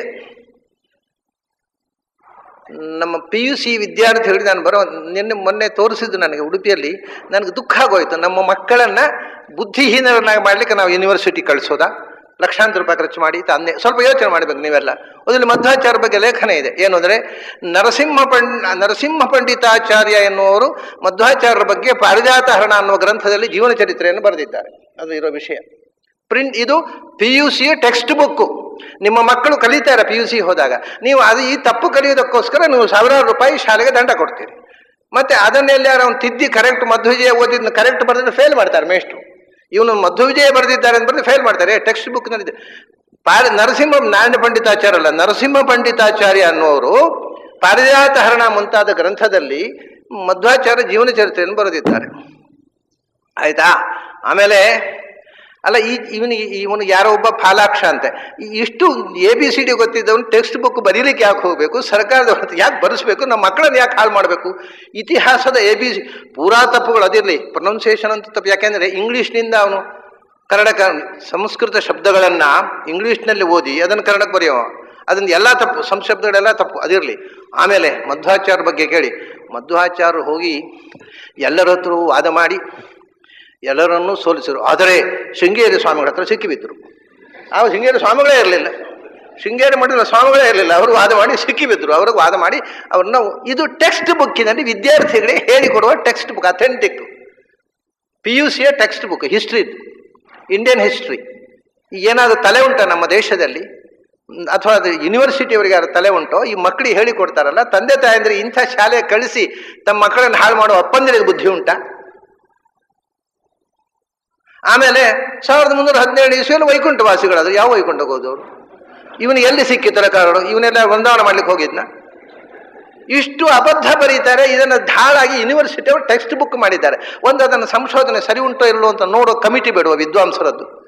ಇಷ್ಟು ಬೆಪ್ಪು ತಕ್ಕಡಿಗಳೆಲ್ಲ ಟೆಕ್ಸ್ಟ್ ಬುಕ್ ಬರೆಯೋದು, ಅದನ್ನು ನಾವು ಹೇಳುವವರು ಕೇಳುವವರಿಲ್ಲ, ನಡೀತಾ ಇದೆ. ಇಷ್ಟು ಢಾಣಾಢಂಗವಾಗಿ ಅಸತ್ಯವನ್ನು ಹಿಸ್ಟ್ರಿ ಅಂತ ಹೇಳ್ತಾ ಇದ್ದಾರೆ. ಇದು ಗೊತ್ತಿರೋದು, ಎಲ್ರಿಗೂ ಗೊತ್ತಿರೋದು. ಅವನು ಹೇಳಬೇಕು. ಇಲ್ಲದೆ ಅವನು ಯಾರಾದರೂ ಒಂದು ಸಂಸ್ಥೆಯವರು ಅವನ ಮೇಲೆ ಕೇಸ್ ಮಾಡಬೇಕು. ಅವನು ಯಾವತ್ತೂ ಶೃಂಗೇರಿ ಸ್ವಾಮಿಗೆ ಮಧ್ವಾಚಾರ್ಯ ವಾದ ಆಗಿ ಸೋತದ್ದು ಅಂತ ಅವ್ನು ಡಾಕ್ಯುಮೆಂಟ್ ಪ್ರೊಡ್ಯೂಸ್ ಮಾಡಬೇಕು. ಇದಕ್ಕೆ ಎಲ್ಲಿ ಉಂಟು ಕೇಳಬೇಕು. ಆಮೇಲೆ ಮಧ್ವಾಚಾರ್ಯ ವೈಕುಂಠವಾಸಿಗಳಾದ ನಿನಗೆ ಯಾಕೆ ಗೊತ್ತಾಯ್ತು? ಯಾವ ನೀನು ಇದೆಯೋ ಅದು ವಿವರ ಕೊಡಬೇಕು ಅವನು. ಅಲ್ಲ, ಅವರ ಸಮಕಾಲೀನರು ಅವರು ಬದಲಿಗೆ ಹೋಗಿದ್ದಾರೆ. ಅವರು ಎಂದೂ ಕೂಡ ಅದೃಶ್ಯರಾದ ಹೊರತು ನಮ್ಮ ಕಣ್ಮುಂದೆ ಅವರು ದೇಹತ್ಯಾಗ ಮಾಡಲಿಲ್ಲ ಹೇಳ್ತಾರೆ. ಇವನಿಗೇನು ಕನಸು ಬಿತ್ತು? ಇದನ್ನು ಮಕ್ಕಳಿಗೆ, ಲಕ್ಷಾಂತರ ಮಕ್ಕಳಿಗೆ ಪಾಠ ಹೇಳ್ತಾರಲ್ಲ, ಯಾರೂ ತಡೆಯೋರಿಲ್ವ ಇದನ್ನು? ಇಂಥ ಅಸಭ್ಯ ವರ್ತನೆಯನ್ನು ಪ್ರೊಟೆಸ್ಟ್ ಮಾಡುವಷ್ಟು ಗಟ್ಟಿತನವೂ ಇಲ್ವ ಕನ್ನಡಿಗರಲ್ಲಿ? ಬರೇ ಅಸಹ್ಯ, ಇಷ್ಟು ಸುಳ್ಳು ಹಾಡೆ ಹಗಲು ಲಕ್ಷಾಂತರ ವಿದ್ಯಾರ್ಥಿಗಳು ಈ ತಪ್ಪು ಪಾಠ ಹೇಳಿಕೊಟ್ಟು ಅದರಿಂದ ಜೀವನ ಮಾಡ್ತಾ ಇದ್ದಾರೆ ಮೇಷ್ಟ್ರುಗಳು, ಹಿಸ್ಟ್ರಿ ಪ್ರೊಫೆಸರ್ಸ್. ಇವು ಮಕ್ಕಳು ಇದನ್ನು ಕಲಿತು ಇನ್ನು ತಮ್ಮ ಮಕ್ಕಳಿಗೂ ಇದೇ ಹೇಳೋದು, ಇದೇ ತಪ್ಪನ್ನು ಮಕ್ಕಳಿಗೆ ಹೇಳಿ, ಯಾಕೆ ತಪ್ಪು ಹೇಳಿಯೇ ಪಾಸ್ ಆಗಬೇಕು, ಸರಿ ಬರೆದ್ರೆ ಫೇಲ್ ಮಾಡ್ತಾರೆ, ಟೆಕ್ಸ್ಟ್ ಬುಕ್ನಲ್ಲಿ ಇದ್ದದ್ದು ಉತ್ತರ ಬರೀಲಿಲ್ಲ ಅಂತ. ಹೀಗೆ ಇಷ್ಟು ಅನ್ಯಾಯ ನಡೀತಾ ಇದೆ. Injustice to history. ಯಾರಿಗೂ ಎಚ್ಚರ ಇಲ್ಲ. ಏನು ಬೇಕಾದ್ರೆ ನಮಗೇನು, ಏನು ಬೇಕಾದ್ರೆ ಆಗಲಿ ನಮಗೇನು, ಅಷ್ಟೇ. ಅಂದ ಇಂಥ ಸಂದರ್ಭದಲ್ಲಿ ಅದು ಎಲ್ಲಿದೆ ತೋರಿಸು ಅಂತ ಕೇಳುವಂಥ ಗಟ್ಟಿಗೆತನ ಬಂದು. ಹಿಸ್ಟ್ರಿ ಒಂದೇನು ಗೊತ್ತುಂಟ, ಹಿಸ್ಟ್ರಿಯಲ್ಲಿ ಇದ್ದದ್ದನ್ನು ಹೇಳುವುದಷ್ಟೇ. ಅದರ ಮೇಲೆ ಇವನು ಕಮೆಂಟ್ ಕೂಡ ಮಾಡಬಾರ್ದು. ನಿಜವಾದ ಹಿಸ್ಟ್ರಿ ಬರೆಯುವವರು ಅದರ ಬಗ್ಗೆ ತನ್ನ ಅನಿಸಿಕೆ ಬರಿಬಾರ್ದು. ಅದರಲ್ಲಿ ಅವನು ಬೇಕಾದಷ್ಟು ತನ್ನ ಅನಿಸಿಕೆಗಳನ್ನು ಸೇರಿಸಿದ್ದಾನೆ. ಶಂಕರರು, ರಾಮಾನುಜರು, ಮಧ್ವರು ಮೂವರು ಬಂದರೂ ಕೂಡ ಈ ದೇಶದಲ್ಲಿ ಇರತಕ್ಕಂತಹ ಸ್ತ್ರೀಯರನ್ನ ದಮನ ಮಾಡತಕ್ಕಂತಹ ನೀತಿ ಹೋಗಲಿಲ್ಲ. ಅದನ್ನು ತೆಗೆದವರು ಬಸವಣ್ಣನವರು ಅಂತ. ಬಸವಣ್ಣನವರು ಪ್ರಯತ್ನ ಮಾಡಿದ್ದ ಹೌದು, ಮೊದಲನವರು ಮಾಡಲಿಲ್ಲ ಅಂತ ಬರೆಯುವುದು ಅವನಿಗೆ ಅಗತ್ಯ ಇಲ್ಲದ ಕೆಲಸ. ಅದು ಮೊದಲನವರು ಮಾಡಿದ್ದಾರೆ, ಆದರೆ ಅದು ಮಾಡಿದ ಕೆಲಸ ಬಹಳ ವ್ಯಕ್ತವಾಗಿ ಸಮಾಜದಲ್ಲಿ ರಿಫ್ಲೆಕ್ಟ್ ಆದದ್ದು ಬಸವಣ್ಣನವರ ಕ್ರಾಂತಿಯಿಂದ. ಬಸವಣ್ಣನವರು ಮಾಡಲಿಲ್ಲ ಅಂತ ಹೇಳಿದ್ರೆ, ಆದರೆ ಅವರು ಇದು ಹಿಸ್ಟೋರಿಯನ್ ಬರೆಯುವ ಕೆಲಸ. ಹಿಸ್ಟರಿ ಏನು ಮಾಡಿದ್ದಾರೆ ಅದು ಅಷ್ಟೇ ಬರೆಯೋದು, ಅವನಿಗೆ ಗೊತ್ತಿದ್ದದ್ದು. ಉಳಿದದ್ದು ನನಗೆ ಗೊತ್ತಿಲ್ಲ ಅಂತ ಹೇಳಬೇಕು. ಇವರು ಮಾಡಲಿಲ್ಲ ಅಂತ ಇವನಿಗೆ ಯಾವಾಗ ಕನಸು ಬಿದ್ದದ್ದು? ಬೇಕಾದಷ್ಟು ಮಾಡಿದ್ದಾರೆ, ಬೇಕಾದಷ್ಟು ಹಿಂದಿನ ಆಚಾರ್ಯಗಳು. ಮತ್ತೆ ಸ್ತ್ರೀಗೂ ಮೋಕ್ಷಾಧಿಕಾರ ಉಂಟು, ಸ್ತ್ರೀಗೂ ಸಾಧನೆ ಉಂಟು ಅಂತ ಹೇಳಿದ ಮೊದಲನೇ ವೈದಿಕ ಆಚಾರ್ಯರು ಮಧ್ವಾಚಾರ್ಯರು. ಅದೆಲ್ಲ ಗೊತ್ತೇ ಇಲ್ಲ ಅವನಿಗೆ. ಯಾವತ್ತೆಲ್ಲ ಒಂದು ಮಧ್ವಾಚಾರ್ಯರು ಶೂದ್ರರಿಗೆ ಮೋಕ್ಷ ಇಲ್ಲ ಅಂತ ಹೇಳ್ತಾರೆ ಅಂತೆಲ್ಲ ಪೇಪರ್ನಲ್ಲಿ ಬರ್ತಿತ್ತಲ್ಲ. ಶೂದ್ರರಿಗೂ ಮೋಕ್ಷ ಇದೆ ಅಂತ ಹೇಳಿದ ಮೊದಲನೇ ಆಚಾರ್ಯ ಮಧ್ವಾಚಾರ್ಯರು. ಹಾಗೆ ಏನು ಹೇಳಿದ್ರು ಏನು ಬಗಳಿದ್ರು ನಡೆಯುತ್ತೆ ಈ ದೇಶದಲ್ಲಿ. ಬಾಯಿ ಬಲ ಇದ್ದವನು ಪೇಪರ್ನಲ್ಲಿ ಬರೆಸ್ಕೊಳ್ತಾನೆ, ಉಳಿದವರು ಸುಮ್ಮನೆ ಕೊಡಾಕ್ತಾರೆ. ಆ ದೃಷ್ಟಿಯಿಂದ ನಾವು ಆದಷ್ಟು ಹೆಚ್ಚು ಪ್ರಾಚೀನ ಗ್ರಂಥಗಳ ಕಡೆಗೆ ತಿರುಗುವ ಅಗತ್ಯ ಇದೆ. ಪ್ರಾಚೀನ ಗ್ರಂಥಗಳ ಕಡೆಗೆ, ಪ್ರಾಚೀನ ಗ್ರಂಥಗಳನ್ನು ತಿಳಿದು ನಾವು ಈ ಮಾಡರ್ನ್ ಈವನ್ ಸೈನ್ಸ್, ನಾನು ಹೇಳೋದು ಏನ್ಷಂಟ್ ಸೈನ್ಸಿನ ಬಗ್ಗೆ, ಅಂದರೆ ನಮ್ಮ ಪುರಾಣಗಳಲ್ಲಿ ಹೇಳಿರತಕ್ಕಂಥ ಸಂಗತಿಗಳನ್ನು ಮತ್ತು ಮಾಡರ್ನ್ ಸೈನ್ಸನ್ನು ತುಲನೆ ಮಾಡಿಕೊಂಡು ಆ ತುಲನಾತ್ಮಕವಾಗಿ ನಾವು ಒಂದು ಹೊಸ ಸೈನ್ಸಿಗೆ ಒಂದು ಹೊಸ ಆಯಾಮವನ್ನು ಕೊಡಬಹುದು. ಬರೀ ಬ್ರಿಟಿಷರು ಬರೆದ ಟೆಕ್ಸ್ಟ್ ಬುಕ್ಕನ್ನು ಉರು ಹೊಡೆದು ಪಾಸಾಗುವಂಥ ದಡ್ಡ ಸೈಂಟಿಸ್ಟ್ಗಳಾಗುವ ಅಗತ್ಯ ಇಲ್ಲ. ಸೈಂಟಿಸ್ಟ್ ಅಂದರೆ ಇನ್ವೆಂಟಿವ್ ಮೈಂಡ್ ಬೇಕು. ಆ ಇನ್ವೆಂಟಿವ್ ಮೈಂಡ್ ಇದ್ದು ಅವರು ಹೇಳಿದ್ದನ್ನು ಡಿನೈ ಮಾಡುವಂಥ. ಈಗ ನಮ್ಮಲ್ಲಿ ಜಯಂತ ವಿಷ್ಣು ನಾರ್ಳಿಕರ್ ಇದ್ದಾರೆ, ಅವರು ಐನ್ಸ್ಟೈನ್ ಥಿಯರಿಯನ್ನು ಕ್ವೆಶ್ಚನ್ ಮಾಡಿ ಥೀಸಿಸ್ ಬರೆದು ಸೈಂಟಿಸ್ಟ್ ಆದರು. ಹಾಗೆ ಜಗತ್ ಪ್ರಸಿದ್ಧ ಸೈಂಟಿಸ್ಟ್ಗಳನ್ನು ಪ್ರಶ್ನಿಸುವಂಥ ವಿಜ್ಞಾನ ವಿದ್ಯಾರ್ಥಿಗಳು ನಮ್ಮಲ್ಲಿ ಹುಟ್ಟಬೇಕು. ಉರು ಹೊಡೆದು ಪಾಸಾಗುವ ವಿದ್ಯಾರ್ಥಿಗಳಲ್ಲ, ಅವನು ರ್ಯಾಂಕ್ ಸ್ಟೂಡೆಂಟುಗಳಲ್ಲ. ಯಾಕಂದರೆ ಐನ್ಸ್ಟೈನ್ ಎಂದೂ ರ್ಯಾಂಕ್ ಸ್ಟೂಡೆಂಟ್ ಆಗಿರಲಿಲ್ಲ. ಅವರು ಫಸ್ಟ್ ಕ್ಲಾಸ್ ಕೂಡ ಶಾಲೆಯಲ್ಲಿ ಕ್ಲಾಸಲ್ಲಿ ಬರ್ತಿರ್ಲಿಲ್ಲ. ಅದನ್ನ ರ್ಯಾಂಕ್ ಸ್ಟೂಡೆಂಟ್ ಆಗಲಿಕ್ಕೆ ಬುದ್ಧಿ ಬೇಕಾಗಿಲ್ಲ, ಬಾಯ್ಪಾಠ ಕಲಿತರೆ ಸರಿ. ಟೆಕ್ಸ್ಟ್ ಬುಕ್ಕಿನಲ್ಲಿದ್ದದನ್ನು ಊರು ಹೊಡೆದು ಬಿಟ್ಟರೆ ರ್ಯಾಂಕ್ ಸ್ಟೂಡೆಂಟು. ನಾನು ತುಂಬ ಜನ ರ್ಯಾಂಕ್ ಸ್ಟೂಡೆಂಟ್ಗೆ ನೋಡಿದ್ದೇನೆ, ಏನೂ ಗೊತ್ತಿಲ್ಲ ಅವರಿಗೆ. ಮತ್ತೆ ಫಸ್ಟ್ ಕ್ಲಾಸ್ ಬಾಯ್ಪಾಠ. ಅದನ್ನ ರ್ಯಾಂಕ್ ಸ್ಟೂಡೆಂಟ್ ಆಗೋದು ಬೇಡ, ಕ್ರಿಯೇಟಿವ್ ಸ್ಟೂಡೆಂಟ್ಸ್ ಆಗಬೇಕು. ಅದಕ್ಕೆ ನಮ್ಮ ಪ್ರಾಚೀನ ಗ್ರಂಥಗಳನ್ನು ನಾನು ಮೊನ್ನೆ ಒಂದು ಸಂಗತಿ ಹೇಳಿದೆ, ತುಂಬ ಜನ ಅದನ್ನು ಪ್ರತಿಕ್ರಿಯಿಸಿ ಇದು ನಮಗೆ ಬಹಳ ಇಷ್ಟ ಆಯಿತು, ಇಂಥ ವಿಷಯಗಳು ನಾವು ಬಹಳ ಒಳ್ಳೆಯದಾಯ್ತು ನೀವು ಹೇಳಿದ್ದು. ಏನು ಗೊತ್ತಾ, ನಾನು ಹೇಳಿದೆ ಈ ತನಕ ಚಿಂತನೆ ಮಾಡತಕ್ಕವರೆಲ್ಲ ಒಂದೋ ಭೂಕೇಂದ್ರಿತವಾಗಿ ಚಿಂತನೆ ಮಾಡಿದ್ದಾರೆ ವಿಶ್ವವನ್ನು, ಒಂದೋ ಸೂರ್ಯ ಕೇಂದ್ರಿತವಾಗಿ. ಈ ಎರಡೇ ವಿಧದ ಚಿಂತನೆ ನಡೆದದ್ದು ವಿಜ್ಞಾನದಲ್ಲಿ ಆಗಲಿ ಇದರಲ್ಲಿ. ಸೂರ್ಯನಿಗೆ ಭೂಮಿ ಸುತ್ತು ಬರೋದು, ಸೂರ್ಯ ಭೂಮಿ ಸುತ್ತು ಬರೋದು ಅನ್ನೋದಲ್ಲೇ ಎರಡೇ. ಈ ಎರಡು ಕೇಂದ್ರದಲ್ಲಿ ಯಾವುದು ಅಂತ ನಮ್ಮ ಪುರಾಣಗಳು ಹೇಳುತ್ತೆ. ಈ ವಿಶ್ವ ಭೂಕೇಂದ್ರಿತವೂ ಅಲ್ಲ, ಸೂರ್ಯ ಕೇಂದ್ರಿತವೂ ಅಲ್ಲ ಅಂತ. ಮತ್ತೆ ಧ್ರುವ ನಕ್ಷತ್ರ ಕೇಂದ್ರಿತ ಅಂತ ಹೇಳ್ತೀವಿ. ಈ ಬಗ್ಗೆ ಯಾರು ಯೋಚನೆ ಮಾಡಿಲ್ಲ. ನಿಜವಾದ ಕೇಂದ್ರ ಮೇನ್ ಸ್ವಿಚ್ ಇರುವುದು ಧ್ರುವ ನಕ್ಷತ್ರದಲ್ಲಿ, ಅದಕ್ಕೆ ಅಧೀನವಾಗಿ ಇವೆಲ್ಲವೂ ಅದರ ಅಧೀನವಾಗಿರತಕ್ಕಂಥ ಉಪಗ್ರಹಗಳು. ಈ ವಿಷಯ ಹೌದದು. ನನಗೆ ಹಿಂದೆ ಒಮ್ಮೆ ನಡೆದ ಒಂದು ಚರ್ಚೆ ನೆನಪಾಯಿತು. ಬಹಳ ಹಿಂದೆ ಉಡುಪಿಯಲ್ಲಿ ಒಬ್ಬರು, ನಾನು ಆವಾಗ 13 ವರ್ಷದ ಹುಡುಗ, ಇದು ಸುಮಾರು 50 ವರ್ಷದ ಮೇಲೆ ಆಯಿತು. ಒಬ್ಬರು ಸೈಂಟಿಸ್ಟ್ ಬಂದರು, ವಿದೇಶದಲ್ಲೆಲ್ಲ ಆಫೀಸರ್ ಆಗಿ ಸರ್ವಿಸ್ ಮಾಡಿದ್ರು. ಒಬ್ಬರು ವಿಜ್ಞಾನಿ ಬಂದರು. ಸೈಂಟಿಸ್ಟ್ ಬಂದು ಅದ್ಮಾನ ಮಠದಲ್ಲಿ ಒಬ್ಬರು ಜ್ಯೋತಿಷಿ, ವೈದಿಕ ಸಂಪ್ರದಾಯದ ಪ್ರಕಾರ ಅವರು ಪಂಚಾಂಗಕರ್ತರು, ಅಡಿಗಳು, ಪಂಚಾಂಗದ ಅಡಿಗಳು ಅಂತಲೇ ಹೆಸರು ಅವ್ರ ಮನೆತನಕ್ಕೆ. ಅವರಿಗೂ ಈ ವಿಜ್ಞಾನಿಗಳಿಗೂ ವಾದ. ತಮಾಷೆ ಅಂತ ಗೊತ್ತುಂಟ, ಈ ಪಂಚಾಂಗ ಅಡಿಗಳು ಭೂಮಿ ತಿರುಗೋದಿಲ್ಲ, ಸೂರ್ಯ ಭೂಮಿನ ಸುತ್ತ ಅಂತ, ಇವರದು ಭೂಮಿ ತಿರುಗೋದು ಅಂತ. ಸರಿ, ಅದ್ಮಾನ ಸ್ವಾಮಿಗಳು ಹೇಳಿದರು, ನೀವು ವಾಕ್ಯಾರ್ಥ ಆಗಲಿ, ಯಾರ್ದು ಸರಿ ಅಂತ ತೀರ್ಮಾನ ಆಗಲಿ. 3 ದಿವಸ ವಾಕ್ಯಾರ್ಥ ನಡೆದಿದೆ. ಇದು ನಾನು ಕಣ್ಣು ಮುಂದೆ ನಡೆದದ್ದು. ನನಗೆ ಅದನ್ನು 3 ದಿವಸ ನಡೆದ ಯಾಕಂದರೆ ಬ್ಲ್ಯಾಕ್ ಬೋರ್ಡ್ ಇಟ್ಟು ಇಬ್ಬರು ಗಣಿತ ಮಾಡಿ ತೋರಿಸಿ, ಬರೀ ಬಾಯಲ್ಲೆಲ್ಲ ಗಣಿತ ಮಾಡಿ ತೋರಿಸಿ, ಭೂಮಿ ತಿರುಗಿದರೆ ನಿಮಗೆ ಕೂಡಿಸ್ಲಿಕ್ಕೆ ಬರುವುದಿಲ್ಲ ಯಾವುದನ್ನು ಕೂಡ ಅಂತ ಅನ್ನೋದು ಇವರು. ಅವರು ಕೂಡಿಸಿ ಬರ್ತದೆ ಅಂತ 3 ದಿವಸ ನಾನು ಕಣ್ಕೊಂಡ್ಬಿಟ್ಟು ಬಾಯಿ ಬಿಟ್ಟು ನೋಡಿದ್ದೇನೆ. ಎಂಥದೊಂದು ನೆನಪಿಲ್ಲ. ಈಗ 3 ದಿವಸ ಆದ ಮೇಲೆ ಆ ವಿಜ್ಞಾನಿಗಳು ನಾನು ಸೋತೆ. ಇದು ನಡೆದ ಘಟನೆ. ನಾನು ಸೋತೆ. ನಮ್ಮ ವೈಜ್ಞಾನಿಕ ಆ ಒಂದು ಸಂಶೋಧನೆಯ ಪ್ರಕಾರ ನೀವು ಕೇಳಿದ ಪ್ರಶ್ನೆಗಳಿಗೆ ಉತ್ತರ ನನಗೆ ಗೊತ್ತಿಲ್ಲ ಅಂತ ಹೇಳಿದ್ರು. ಅದ್ರಲ್ಲಿ ಒಂದು ಪಾಯಿಂಟ್ ನೆನಪಿದೆ ನನಗೆ. ಅವರು ಹೇಳಿದ್ದು ಒಂದು ಸಣ್ಣ ಸಂಗತಿ, ಅದರದ್ದು ವಿವರಗಳು ಗೊತ್ತಿಲ್ಲ. ಅವರ 3 ದಿವಸ ನಡೆದ ವಾದದಲ್ಲಿ ಅವರೊಂದು ಹೇಳಿದರು, ಭೂಮಿ ಚಲಿಸಿದರೆ ಆಕಾಶದಲ್ಲಿರತಕ್ಕ ಎಲ್ಲ ಆಕಾಶ ಕಾಯಗಳು ಚಲಿಸುವಂತೆ ಕಾಣಬೇಕಲ್ಲ. ಇಲ್ಲಿ ಇದು ಚಲಿಸ್ತಾ ಇದ್ರೆ ಮೇಲಿದ್ದ ಎಲ್ಲವೂ ಆಚೆ ಹೋಗ್ಬೇಕಲ್ಲ, ಇದು ಪೂರ್ವ ಹೋದ್ರೆ ಪಶ್ಚಿಮ ಹೋಗ್ಬೇಕಾ? ಅವ್ರದ್ದು ಒಂದು ಪ್ರಶ್ನೆ, ಅದಕ್ಕೆ ಅವ್ರು ಉತ್ತರ ಕೊಡಲಿಲ್ಲ. ಏನು ಅಂದರೆ, ಎಲ್ಲ ಆಕಾಶ ಕಾಯಗಳು ಚಲಿಸ್ತಾ ಇವೆ, ಧ್ರುವ ಮಾತ್ರ ಯಾಕೆ ಸ್ಥಿರವಾಗಿದೆ? ಅದು ಚಲಿಸ್ತಾ ಕಾಣಬೇಕಲ್ಲ. ಭೂಮಿಯಲ್ಲಿ ನೀವು ಕೂತು ನೋಡಿದರೆ ಚಲನೆಯನ್ನು ಒಂದು ಸ್ಥಿರ ಒಂದು ಚಲ ಆಗದೆ ಸಾಧ್ಯ ಇಲ್ಲ ಭೂಮಿ ಚಲಿಸಿದರೆ. ಇದು ಒಂದು ಪಾಯಿಂಟ್ ನೆನಪಿದೆ. ಇಂಥ ಅನೇಕ ಪಾಯಿಂಟ್ಗಳನ್ನು ಹೇಳಿ, ಅರೆ ನನಗೆ ನಿಜವಾಗಿ ಯಾವುದು ತಿರುಗುವುದು ಅಂತ ಗೊತ್ತಿಲ್ಲ, ಹೆಚ್ಚು ತಿರುಗುವುದು ಜನರ ತಲೆ ಮಾತ್ರ. ಆದ್ದರಿಂದ ನಿಜವಾಗಿ ತಿರುಗುವುದು ಯಾವುದು ಅಂತ ನನಗೂ ಗೊತ್ತಿಲ್ಲ. ಇದನ್ನೆಲ್ಲ ಕೇಳಿ ನಮ್ಮ ತಲೆ ತಿರುಗಲಿಕ್ಕೆ ಶುರುವಾಗತ್ತೆ. ಆದರೆ ಅವರು ಸೋತೆಂದು ಒಪ್ಪಿಕೊಂಡದ್ದು ಮಾತ್ರ ನಿಜ. ವಿಜ್ಞಾನಿಗಳು, ಅವರು ದೊಡ್ಡ ವಿಜ್ಞಾನಿಗಳು, ವಿದೇಶದಲ್ಲಿ ಖ್ಯಾತರಾದ ವಿಜ್ಞಾನಿಗಳು.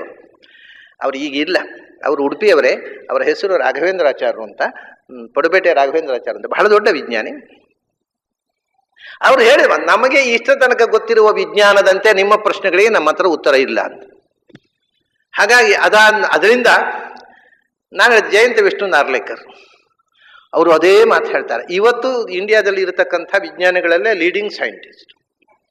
ಅವರು ಹೇಳ್ತಾರೆ, the entire castle of science is based on hypothetical foundation. ಅದರ ಪಂಚಾಂಗವೇ ಹೈಪೋಥೆಟಿಕಲ್, ಊಹೆಗಳ ಮೇಲೆ ಕಟ್ಟಿದ ಸೌಧ. ಯಾವುದೋ ಒಂದು ಊಹೆ ಸುಳ್ಳಾದರೆ ಇಡೀ ವಿಜ್ಞಾನದ ಸೌಧ ಕುಸಿದು ಬೀಳುತ್ತೆ. ಅದಕ್ಕೆ ಗಟ್ಟಿಯಾದ ಪಂಚಾಂಗವೇ ಇಲ್ಲ ಅಂತ ಹೇಳ್ತಾರೆ. ಇದೇ ಅವ್ರದ್ದು leading scientist, present leading scientist of India. ಹಾಗಾಗಿ ನಮ್ಮ ಜನರಿಗೆ ಗಟ್ಟಿಯಾದ ವಿಜ್ಞಾನ ಸಿಗಬೇಕಾಗಿದ್ದರೆ ಪ್ರಾಚೀನ ancient wisdom of the ancients and wisdom of the modern people, ಈ ಎರಡನ್ನ ಕ್ಲಬ್ ಮಾಡಿ ಚಿಂತನೆ ಮಾಡುವಂತಹ ಒಂದು ಪದ್ಧತಿ ಬೆಳಿಬೇಕು.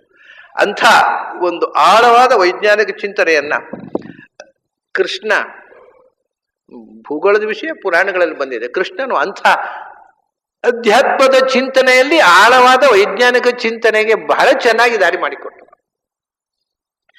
ಒಂದೇನು, ಇದನ್ನ ಕೃಷ್ಣ ಹೇಳಿದ್ರೂ ಕೂಡ, ಕೃಷ್ಣ ಹೇಳಿದ್ದು ನಮಗೆ ಅರ್ಥ, ಕೃಷ್ಣ ಹೇಳಿದ್ದಾನೆ ಅಂತ ಗೊತ್ತಾದ ಆಚಾರ್ಯ ಹೇಳಿದ ಮೇಲೆ ಕೆಲವು ವಿಷಯಗಳು ಹಿಂಗೆ ಆಗ್ತದೆ, ಹೊಳದೇ ಇಲ್ಲ.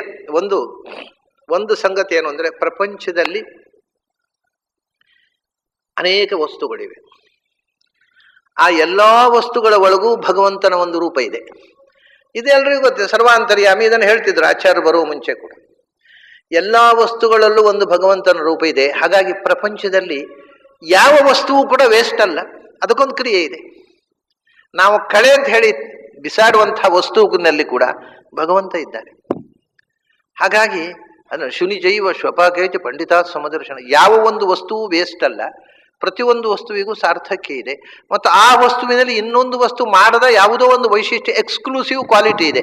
ಅದೇ ಭಗವಂತನ ಸನ್ನಿಧಾನದಿಂದ ಬಂದದ್ದು ವಿಭೂತಿ. ಇನ್ನೊಂದರಿಂದ ಆಗದ ಒಂದು ವಿಶಿಷ್ಟವಾದ ಶಕ್ತಿ ಒಂದು ವಸ್ತುವಿನಲ್ಲಿದೆ. ನಾನು ಅನೇಕ ಬಾರಿ ಅದನ್ನು ಹೇಳಿದ್ದೆ ನೋಡಿ. ಜೇಡ ನಮಗೆ ನ್ಯೂಸೆನ್ಸ್, ಅದು ಮನೆಯಲ್ಲಿ ಜೇಡ ಬಲೆ ಕಟ್ಟಿದರೆ ಅದನ್ನು ಹಿಡಿಸುಡಿ ಇಟ್ಕೊಂಡು ಪೊರಕೆ ಇಟ್ಕೊಂಡು. ಆದರೆ ನಮಗೆ ಪೊರಕೆಯಿಂದ ಆ ಬಲೆಯನ್ನು ತೆಗೀಲಿಕ್ಕೆ ಆನಂದವಾಗಿ ಆಗತ್ತೆ. ಅಷ್ಟು ಆರ್ಟಿಸ್ಟಿಕ್ ಆಗಿ ಬಲೆ ಕಟ್ಟಲಿಕ್ಕೆ ಬರುತ್ತಾ ಯಾರಿಗಾದರೂ? ನಾವು ಎಷ್ಟು ನಿರ್ದಯವಾಗಿ ಪೊರಕೆ ಜಾಡಿಸಿ ಬಿಡ್ತೇವೆ. ನಾಶ ಮಾಡೋದು ಸುಲಭ. ಮತ್ತೊಮ್ಮೆ ಆ ನೂಲಿನಿಂದ ಅಷ್ಟು ಪರ್ಫೆಕ್ಟ್ ಆಗಿ ಕಂಪಸ್ ಬಾಕ್ಸ್ ಇಟ್ಟರೂ ಆರೇ ಹೋಗುತ್ತೆ ನಮ್ದು. ಅಷ್ಟು ಪರ್ಫೆಕ್ಟ್ ಆಗಿ ಬಲೆಯ ಒಂದು ಕಲೆಯನ್ನು ನಿರ್ಮಾಣ ಮಾಡಿದ್ದಾರೆ.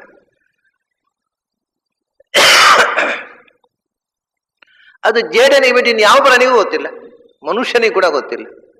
ಅದು ವಿಭೂತಿ. ಭಗವಂತ ಅದರೊಳಗೆ ಕೂತು ಅದು ಕೊಟ್ಟ ಕಲೆ. ಒಂದು ಜೇನ್ ನೋಡ, ಪ್ರಪಂಚದಲ್ಲಿ ಯಾವ ಸೈಂಟಿಸ್ಟ್ ಇವತ್ತು ಹನಿ ಮಧು ಜೇನ್ ಮಾಡುವುದು ಹೇಗೆ ಅಂತ ಗೊತ್ತಿಲ್ಲ. ಹೂವಿನ ಪರಾಗದಿಂದ ಜೇನು ತೆಗೆಯುವುದು ಹೇಗೆ ಅಂತ ಗೊತ್ತಿಲ್ಲ. ಅದನ್ನು ಭಗವಂತ ಕಲಿಸಿಕೊಟ್ಟದ್ದು ಜೇನುಣಕ್ಕೆ ಮಾತ್ರ. ಅದು ಮಾಡಿದ ಮೇಲೆ ಹಿಂಡಿ ಕುಡಿಯಲಿಕ್ಕೆ ನಾವು ಕಲಿತಿದ್ದೇವೆ ನಾವು ಅಷ್ಟೇ. ಅಂದರೆ ಒಂದೊಂದು ನಾವು ಇವೆಲ್ಲ ಇನ್ಸಿಗ್ನಿಫಿಕೆಂಟ್ ಎಲಿಮೆಂಟ್ಸ್ ಇನ್ ಕ್ರಿಯೇಷನ್. ಯಾವುದೋ ಒಂದು ದುಂಬಿ, ಯಾವುದೋ ಒಂದು ಜೇಡ ನಮ್ಮ ದೃಷ್ಟಿಯಲ್ಲಿ ಪೊರಕೆ ಹಿಡಿದು ಓಡಿಸುವಂಥವಲ್ವ. ಇಡೀ ಪ್ರಪಂಚ ಸೃಷ್ಟಿಯಲ್ಲಿ ನಾವು ಅಷ್ಟೇ ಇನ್ಸಿಗ್ನಿಫಿಕೆಂಟ್ ಎಲಿಮೆಂಟ್ಸ್. ಪೊರಕೆ ಹಿಡಿದು ಜಾಡಿಸ್ಲಿಕ್ಕೂ ನಾಲಾಯಕಾದಂಥ ಇನ್ಸಿಗ್ನಿಫಿಕೆಂಟ್ ಎಲಿಮೆಂಟ್ಸ್ ನಾವೆಲ್ಲರೂ. ಇಡೀ ವಿಶ್ವದ ಮುಂದೆ ಏನೂ ಅಲ್ಲ. ಪ್ರತಿಯೊಬ್ಬರು ನಾನು ಅಂದರೆ ಏನು, ನಾನು ಅಂದರೆ ಏನು ಅಂತ ಅವನ ಹತ್ರ ಹೇಳಿದ್ರು. ಏನಿಲ್ಲ, ಬಿಗ್ ಝೀರೋ. ಪ್ರತಿಭೆ ಏನು ತಿಳ್ಕೊಂಡಿದ್ದೀರಿ ಅಂತಾರೆ. ಏನೂ ತಿಳ್ಕೊಳ್ಳಿಲ್ಲ ಸ್ವಾಮಿ, ನಿಮ್ಮ ದೊಡ್ಡ ಸೊನ್ನೆ ಅಂತ ತಿಳ್ಕೊಂಡಿದ್ದೀನಿ. ಯಾರಾದ ಏನು ತಿಳ್ಕೊಂಡಿದ್ದೀರಿ ಅಂತ ಕೇಳ್ತಾರೆ ಕೆಲವರು ಉಂಟು. ಯಾಕಂದರೆ ಅವ್ರ ತಲೆಯಲ್ಲಿ ಪ್ರಪಂಚದ most important person I am ಅಂತ ಇರುತ್ತೆ. ಅವ್ರಿಗೆ ಹೇಳಬೇಕು ಏನು ತಿಳ್ಕೊಳ್ಳಿಲ್ಲ, ಯಾಕೆ ನೀವೇನು ಅಲ್ಲ. ಸರಿಯಾಗಿ ತಿಳ್ಕೊಂಡಿದೆಯಾ ನಿಮ್ಮ ಬಗ್ಗೆ ಅಂತ ಹೇಳಬೇಕು. ಹಾಗೆ ಒಂದು 4 ಜನ ಹೇಳಿದರೆ ಏನಂತ ತಿಳ್ಕೊಂಡಿದ್ದೀನಿ ಕೇಳೋದು ಸ್ವಲ್ಪ ಕಮ್ಮಿ ಆಗುತ್ತೆ. ಕೆಲವರಿಗೆ ಫೋನ್ ತಗೊಂಡ್ರೆ ಯಾರು ಮಾತಾಡೋದು ಗೊತ್ತಾಯ್ತಾ, ಇದು ನಾನು, ಅರೆ ನಾನು ಹೇಳಿದ್ರು ಯಾರು ಗೊತ್ತಾಗಬೇಕು ನಮಗೆ, ಹೆಸರು ಹೇಳೋದಿಲ್ಲ, ಇದು ನಾನು ಮಾತಾಡೋದು. ಅದು ನಾನು ಅಂದರೆ ಜಗತ್ತಿನಲ್ಲಿ ಒಬ್ಬರೇ ಅಂತ ತಿಳ್ಕೊಂಡೇ ಮಾತಾಡೋದು. ನಾನು ಅಂತ ಹೆಸರು ಅವರೊಬ್ಬರೇ ಎನ್ನುವ ಹಾಗೆ ಇದು ನಾನು ಮಾತಾಡೋದು ಗೊತ್ತಾಗಲಿಲ್ವಾ? ಸ್ವಾಮಿ, ನೀವು ಹೆಸರು ಹೇಳಿದ್ರು ಗೊತ್ತಾಗೋಲ್ಲ, ನಿಮ್ಮ ಹೆಸರು ಹೇಳಿದ್ರು ಗೊತ್ತಾಗೋಲ್ಲ. ಯಾಕೆ ನೀವು ಹೆಸರೇ ಅಜ್ಞಾತ, ನಾನೊಂದು ಗೊತ್ತಾಗೋದು ಹೇಗೆ? ನೀವು ಏನೂ ಅಲ್ಲ. ಹಾಗೆ ಒಂದು 4 ಸರ್ತಿ ಹೇಳಬೇಕು. ಆಮೇಲೆ ನಾನು ಹೇಳೋದು ನಿಂತು ಇಡೀ ಸೃಷ್ಟಿಯಲ್ಲಿ ನಾವು ಒಂದೊಂದು ಇಂಡಿವಿಜುವಲ್ ಏನೂ ಅಲ್ರಿ, ಏನೂ ಅಲ್ಲ ಅಂದರೆ ಏನೂ ಅಲ್ಲ, ಮೋಸ್ಟ್ ಇನ್ಸಿಗ್ನಿಫಿಕೆಂಟ್. ಆದರೆ ಪ್ರತಿಯೊಬ್ಬನೂ ಕೂಡ ಸಮಥಿಂಗ್. ಯಾಕೆ? ಭಗವಂತ ಕೂತದ್ದರಿಂದ. ಅದೇ ವಿಭೂತಿ. ಇದನ್ನೇ ಹೇಳೋದು ಇಡೀ ಅಧ್ಯಾಯದಲ್ಲಿ. ಪ್ರತಿಯೊಂದು ವಸ್ತುವಿನ ಒಳಗೂ ಅದು ಇಡೀ ಸೃಷ್ಟಿಯಲ್ಲಿ ಏನೂ ಅಲ್ಲ, ಆದರೆ it is nothing, but still it is something. ಅದು ಇಲ್ಲದೆ ಸೃಷ್ಟಿ ಅಖಂಡ ಆಗುವುದಿಲ್ಲ, ಸೃಷ್ಟಿ ಅಪೂರ್ಣ ಆಗತ್ತೆ. ಅದು ಪ್ರತಿಯೊಂದು ಸಣ್ಣ ನಗಣ್ಯ ವಸ್ತುವು ಸೃಷ್ಟಿಯ ಪೂರ್ಣತೆಗೆ ಪೂರಕ. ಯಾಕೆಂದರೆ ಅದೆಲ್ಲ ಅಂತಹ ಒಂದು ಅಪೂರ್ವ ಶಕ್ತಿಯಾಗಿ ನಾನು ತುಂಬಿದ್ದೇನೆ. ಏನು ದೊಡ್ಡ ಒಂದು ಚಿಂತನೆ ನೋಡಿ. ಸೃಷ್ಟಿಯಲ್ಲಿ ಯಾವುದೂ ಮಹತ್ವದ್ದಲ್ಲ, ಸೃಷ್ಟಿಯಲ್ಲಿ ಯಾವುದೂ ನಗಣ್ಯ ಅಲ್ಲ. Everything is important. ಯಾಕೆಂದರೆ ಅದು ಒಂದೊಂದು ವಸ್ತುವಿನಲ್ಲಿ ಒಂದೊಂದು ಅಸಾಧಾರಣ ಧರ್ಮವನ್ನು ಕೊಟ್ಟು ಭಗವಂತ ಕೂತು ಬಿಟ್ಟಿದ್ದಾನೆ. ಈಗ ಅದನ್ನು ಕೃಷ್ಣ ಏನು ಹೇಳೋದು ಅಂದರೆ, ನಾವು ಅಸಾಧಾರಣ ಧರ್ಮ ಅಂತೇವೆ, ಎಕ್ಸ್ಕ್ಲೂಸಿವ್ ಕ್ವಾಲಿಟಿ, ಒಂದು ವಸ್ತುವಿನ ಅಸಾಧಾರಣ ಧರ್ಮ. ಕೃಷ್ಣ ಇಲ್ಲಿ ಹೇಳುವುದೇನು ಅಂದರೆ, ಯಾರ ಹತ್ರವೂ ಯಾವ ಅಸಾಧಾರಣ ಧರ್ಮವೂ ಇಲ್ಲ, ಅದು ಎಲ್ಲವೂ ನನ್ನ ಅಸಾಧಾರಣ ಧರ್ಮ. ಒಬ್ಬೊಬ್ಬರಲ್ಲಿ ನಾನು ಕೂತು ಆ ಧರ್ಮವನ್ನು ವ್ಯಕ್ತಗೊಳಿಸ್ತೇನೆ. ಅವಾಗ ಅವನು ನನ್ನ ಅಸಾಧಾರಣ ಧರ್ಮ, ನನ್ನ ಅಸಾಧಾರಣ ಧರ್ಮ ಅಂತ ತಿಳ್ಕೊತಾನೆ. ಇದು ವಿಭೂತಿ. ಯಾರ ಹತ್ರವೂ ಯಾವ ಅಸಾಧಾರಣ ಧರ್ಮವೂ ಇಲ್ಲ, ಎಲ್ಲವೂ ನನ್ನಲ್ಲಿ ಇರುವ ಶಕ್ತಿಯ ಅಭಿವ್ಯಕ್ತಿ ಅಷ್ಟೇ. ಆದ್ದರಿಂದ ಇದು ಒಂದು. ಆಮೇಲೆ 2ನೇ ಮಾತು, ಇದಾದರೂ ಸುಮಾರಾಗಿ ಆಚಾರ್ಯರಿಗಿಂತ ಮೊದಲು ಬಂದವರು ಕೆಲವರು ಸ್ವಲ್ಪ ಸ್ವಲ್ಪ ಅರೆಬರೆ ಹೇಳಿದ್ದಾರೆ. ಆದ್ದರಿಂದ ಇದು ಬಹಳ ಮಹತ್ವದ ಮಾತು ಆಚಾರ್ಯ ಹೇಳಿದ್ದೇನು ಅಂದರೆ, ಆದ್ದರಿಂದ ಒಂದು ವಸ್ತುವಿಗೆ ಅದರ ಎಕ್ಸ್ಕ್ಲೂಸಿವ್ ಕ್ವಾಲಿಟಿಯಿಂದ ಅಲ್ವ ಅದಕ್ಕೆ ಹೆಸರು ಬರುವುದು. ಎಕ್ಸ್ಕ್ಲೂಟಿವ್ ಎಲ್ಲ ಎಕ್ಸ್ಕ್ಲೂಸಿವ್ ಕ್ವಾಲಿಟಿಯು ನನ್ನ ಕೊಡುಗೆ ಅಂದಮೇಲೆ ಎಲ್ಲ ಹೆಸರು ನನ್ನ ಹೆಸರೇ. ಒಂದು ವಸ್ತುವಿಗೆ ಅದರದ್ದೇ ಆದ ಎಕ್ಸ್ಕ್ಲೂಸಿವ್ ನೇಮ್ ಇಲ್ಲ. ನಾನು ಆ ಹೆಸರನ್ನು ಅದಕ್ಕೆ ಕೊಟ್ಟು ನನ್ನ ಹೆಸರಲ್ಲಿ ಒಂದು ಹೆಸರು ಅದಕ್ಕೆ ಕೊಟ್ಟೆ ಅಷ್ಟೇ. ನಾವು ಮಕ್ಕಳಿಗೆ ಹೆಸರು ಇಡುವುದಿಲ್ಲ, ರಾಮ, ಕೃಷ್ಣ, ಗೋವಿಂದ. ಅದು ಹೆಸರು ಯಾಕೆ ಇಟ್ಟರು ಅಪ್ಪಂದಿರು? ಅದು ದೇವರ ಹೆಸರು ಅಂತ ಇಟ್ಟರು ಅಷ್ಟೇ. ಅದೇನು ಅದು ಕಾಪಿರೈಟ್ ಇಲ್ಲ ಯಾರಿಗೂ ಕೂಡ ಹೆಸರಿಗೆ. ರಾಮ ಅಂತ ನಾನು ನನ್ನ ಮಗನಿಗೆ ಇಡ್ಬೋದು, ಇನ್ನು 1000 ಜನ ಇಡ್ಬೋದು. ನನ್ನ ಮಗನ ಹೆಸರು ಕಾಪಿರೈಟ್, ನನ್ನ ಮಗನ ಹೆಸರಲ್ಲ, ದೇವರ ಹೆಸರು, ಅದು ದೇವರ ಹೆಸರು ಅಂತ. ಹಾಗೆಯೇ ಜಗತ್ತಿನಲ್ಲಿರುವ ಎಲ್ಲ ಹೆಸರುಗಳು ದೇವರ ಹೆಸರುಗಳಪ್ಪ. ನಾವು ನಮ್ಮ ಮಕ್ಕಳಿಗೆ ಇಷ್ಟ ಹಾಗೆ ಭಗವಂತ ತನ್ನ ಮಕ್ಕಳಿಗೆ ಕೊಟ್ಟ ಇಟ್ಟ ಅಷ್ಟೇ. ಇದು ಭಾಷಾಶಾಸ್ತ್ರದ ರೀತಿಯ ಸಮರ್ಥನೆ ಮಾಡಿದವರು ಆಚಾರ್ಯೊಬ್ಬರೇ. ಯಾಕೆಂದರೆ ಯಾವುದೇ ಒಂದು ವಸ್ತುವಿನ ಒಂದು ಶಬ್ದದ ಮೀನಿಂಗ್ ಏನು ಅನ್ನೋದನ್ನು ಭಾಷಾಶಾಸ್ತ್ರದ ಪ್ರಕಾರ ಯೋಚನೆ ಮಾಡಿದರೆ, ಭಾಷಾಶಾಸ್ತ್ರದಲ್ಲಿ ವಸ್ತುವಿನ ಅರ್ಥ, ಒಂದು ಶಬ್ದದ ಅರ್ಥ ಮೇಲೆ ಕಾಣುವ ಫಾರ್ಮ್ ಅಲ್ಲ, ಒಳಗಿರುವ ಎಸೆನ್ಸು. ಇದು ಮೇಲೆ ಕಾಣುವ ಫಾರ್ಮ್ ಅಲ್ಲ. ನಾವು ಮನುಷ್ಯ ಅಂತ ಹೇಳ್ತೇವೆ, ಮನುಷ್ಯ ಅಂತ. ಮನುಷ್ಯ ಅಂದ ಮೇಲೆ ಕಾಣುವ ಫಾರ್ಮ್ ಆದರೆ ಅವನು ಸತ್ತು ಬಿದ್ದಿರ್ತಾನೆ. ಫಾರ್ಮ್ ಹಾಗೆ ಇಂಟ್ಯಾಕ್ಟ್ ಇರ್ತದೆ, ಫಾರ್ಮ್ ಹಾಗೇ ಇದೆ. ಅದು ಒಂದು ಮಗು ಹೇಳ್ತದೆ ಇದು ಮನುಷ್ಯ, ಯಾಕಂದ್ರೆ ಅದು ತೋರಿಸಿ ಇದು ಮನುಷ್ಯ ಅಂತ ಹೇಳಿ ಕೊಟ್ಟಿದ್ದಾರೆ ಮೇಷ್ಟ್ರು. ಅದು ಇದು ಮನುಷ್ಯ ಅಲ್ಲಪ್ಪ, ಇದು ಮನುಷ್ಯನ ಹೆಣ. ಅರೆ ಫಾರ್ಮ್ ಉಂಟಲ್ಲ, ಅದು ಮನುಷ್ಯನೇ ಅಲ್ವ, ಇದು ಮನುಷ್ಯ ಅಲ್ಲ, ಮನುಷ್ಯನ ಹೆಣ. ಹಾಗಾದ್ರೆ ಅದು ಹೆಣ ಅಲ್ಲ, ಮನುಷ್ಯ ಆಗ್ಬೇಕಾದ್ರೆ ಒಳಗಿನಿಂದ ಎನರ್ಜಿ ಇರಬೇಕು. ಅಂದರೆ ಕಾಣದ ಎಸೆನ್ಸೇ ಶಬ್ದದ ಅರ್ಥ ಹೊರತು ಕಾಣುವ ಫಾರ್ಮ್ ಅಲ್ಲ. ಇದು ಮನುಷ್ಯ, ಇದು ಒಂದೇ ಅಲ್ಲ, ಈ ಇಡೀ ಪ್ರಪಂಚದಲ್ಲಿ ಭಾಷಾಶಾಸ್ತ್ರದ ನಿಯಮದ ಪ್ರಕಾರ ಒಳಗೆ ಇರತಕ್ಕ innermost essence is the meaning of the word and not the external form. ಇದನ್ನು ಭಾಷಾಶಾಸ್ತ್ರದಲ್ಲಿರೋ ವಿಷಯ, ಇದು ವೇದಾಂತ ಅಲ್ಲ, ಆದರೆ ಭಾಷಾಶಾಸ್ತ್ರದಲ್ಲಿರೋ ವಿಷಯ ನಮಗೆ ಅರ್ಥ ಆದದ್ದು ಆಚಾರ್ಯ ಹೇಳಿದ್ದೇವೆ. ಹೌದಲ್ಲ, ಇದು ಭಾಷೆಯ ಸ್ವಭಾವ ಹೀಗೆ. ಆದ್ದರಿಂದ ಎಲ್ಲದರ ಒಳಗೆ ಇರತಕ್ಕಂಥ ಸಾರ ವಸ್ತು ಯಾವುದು? ಭಗವಂತ. ಅದರಿಂದ ಎಲ್ಲ ನಾಮಗಳ ಮುಖ್ಯ ಅರ್ಥ ಭಗವಂತನೇ ಆಗಬೇಕಲ್ವ. ನ್ಯಾಚುರಲ್, ಇದು ಎಳೆದು ತರುವುದಲ್ಲ, ಸಹಜ. ಭಾಷಾಶಾಸ್ತ್ರದ ಪ್ರಕಾರ ಎಲ್ಲ ಶಕ್ತಿಯೂ ಭಗವಂತನದ್ದು, ಎಲ್ಲ ನಾಮಗಳೂ ಭಗವಂತನದ್ದು.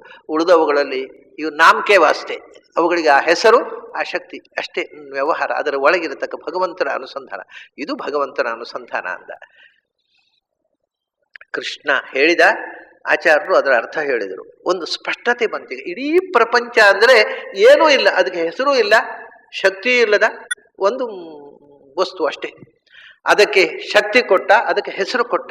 ಯಾಕೆ? ಆ ಹೆಸರಿನಿಂದ ಅದರಲ್ಲಿ ಕೂತ, ಅದೆಲ್ಲ ಶಕ್ತಿ ಕೊಟ್ಟ ಭಗವಂತ.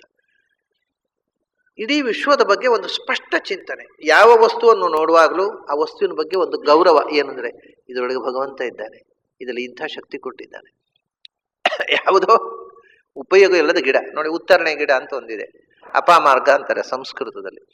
ಅದು ಕಾಡಿನಲ್ಲಿ ಬಿಡೋ, ಯಾರೋ ತೋಟದಲ್ಲಿ ಬೆಳೆಸೋದೇ ಇಲ್ಲ ಅದನ್ನು ತಂದು ಗೊಬ್ಬರ ಹಾಕಿ ಬೆಳೆಸೋದಿಲ್ಲ. ತೋಟದಲ್ಲಿ ಬೆಳೆದ್ರೆ ಕಿತ್ತು ಬಿಸಾಡ್ತಾರೆ ಅಷ್ಟೇ, ಉತ್ತರಣೆ ಗಿಡ ಅಂತ. ಕಾಡಿನಲ್ಲಿ ಬೆಳೆಯುವ ಒಂದು ವೀಡದು. ಆದರೆ ಒಬ್ಬ ಮನುಷ್ಯ ಯಾರ ಮೇಲಾದರೂ ವಿಚ್ ಕ್ರಾಫ್ಟ್ ಕೃತ್ಯ ಮಾಡಿದರೆ, ಕೃತ್ಯ ಪ್ರಯೋಗ ಮಾಡಿ ಆ ಮನುಷ್ಯನಿಗೆ ಅನಿಷ್ಟ ಆಗಬೇಕು ಅಂತ ಏನಾದರೂ ಕೃತ್ರಿಮ ಪ್ರಯೋಗ ಮಾಡಿದ್ದರೆ, ಅದರ ಪರಿಹಾರಕ ಶಾಸ್ತ್ರಕಾರರು ಹೇಳುವುದು ಉತ್ತರಣೆಯ ಸಮಿತಿಯಿಂದಲೇ ಹೋಮ ಮಾಡಬೇಕು. ಅದರ ಎಂಥ ವಿಚಿತ್ರ ಶಕ್ತಿ ನೋಡಿ. ಕೃತ್ಯಾದೋಷವನ್ನು ಪರಿಹಾರ ಮಾಡುವ ಎನರ್ಜಿಯನ್ನು ಕ್ರಿಯೇಟ್ ಮಾಡುವ ಶಕ್ತಿ ಉತ್ತರಣೆಗಿದೆ. ಅದೊಂದು ಬೀಡದು, ಬೇಡ ಅಂದ್ರೂ ಎಲ್ಲ ಕಡೆ ಬೆಳೆಯುವಂಥ ಒಂದು ಕಾಟು ಗಿಡ. ಹೋಗ್ಕೊಳ್ಳಿ, ದರ್ಭೆ ವೀಡಲ್ವ ಅದು, ದನ ಕೂಡ ತಿನ್ನೋದ್ರೆ ಯಾತಕ್ಕೂ ಉಪಯೋಗ ಗಿಡ. ಆದರೆ ನಮ್ಮ ದುಷ್ಟಶಕ್ತಿಗಳು ನಮ್ಮ ಹತ್ರ ಬರದೇ ಇರ್ಬೇಕಾದ್ರೆ ಅದೇ ಪೂರ್ವಸ್ಯಾಂ ದಿಶಿ ಪರಿಸ್ತೃಣಾಮಿ ದಕ್ಷಿಣಸ್ಯಾಂ ದಿಶಿ ಪರಿಸ್ತೃಣಾಮಿ. ಆಮೇಲೆ ದರ್ಬೆ ಉಂಗುರ, ಚಿನ್ನದ ಪವಿತ್ರದ ಉಂಗುರ ಹಾಕೊಂಡ್ರೆ ದುಷ್ಟಶಕ್ತಿ ಬೇಗ ಬರ್ತವೆ. ಯಾಕಂದರೆ ಚಿನ್ನ ಅಂದರೆ ಎಲ್ಲರಿಗೂ ಇಷ್ಟ, ಅಸುರರಿಗೂ ಇಷ್ಟ, ದೈತ್ಯರಿಗೂ ಇಷ್ಟ. ಚಿನ್ನದ ಪವಿತ್ರದ ಉಂಗುರ ಹಾಕೊಂಡ್ರೆ ಬೇಗ ಒಳಗೊಂದು ದಾಳಿ ಮಾಡಿ ಕೂತು ಬಿಡ್ತಾವೆ. ನಿನ್ನ ಚಿನ್ನ ಉಂಟಲ್ವಾ, ನಮಗೆ ಅದು ಇಷ್ಟ ಬರ್ತೇವೆ ಅಂತ ಕೂತು ಬಿಡ್ತಾರೆ ಒಳಗೆ. ದರ್ಭೆದು ಉಂಗುರ ಹಾಕೊಂಡು, ಪವಿತ್ರದ ಉಂಗುರ ಹಾಕೊಂಡ್ರೆ ದೂರ ನಿಲ್ತೇವೆ, ಅವು ಬರೋಲ್ಲ. ನಾವು ಚಿನ್ನದ ಉಂಗುರ ಹಾಕೊಂಡು ಅಪಸರ್ಪಂತು ತೇ ಭೂತಾಹ ಯೇ ಭೂತಾ ಭೂಮಿ ಸಂಸ್ಥೆ ಬಂದೇ ಬರ್ತೇವೆ ಅವು, ನಮಗೆ ಹೆದರಲ್ಲ ಅವು.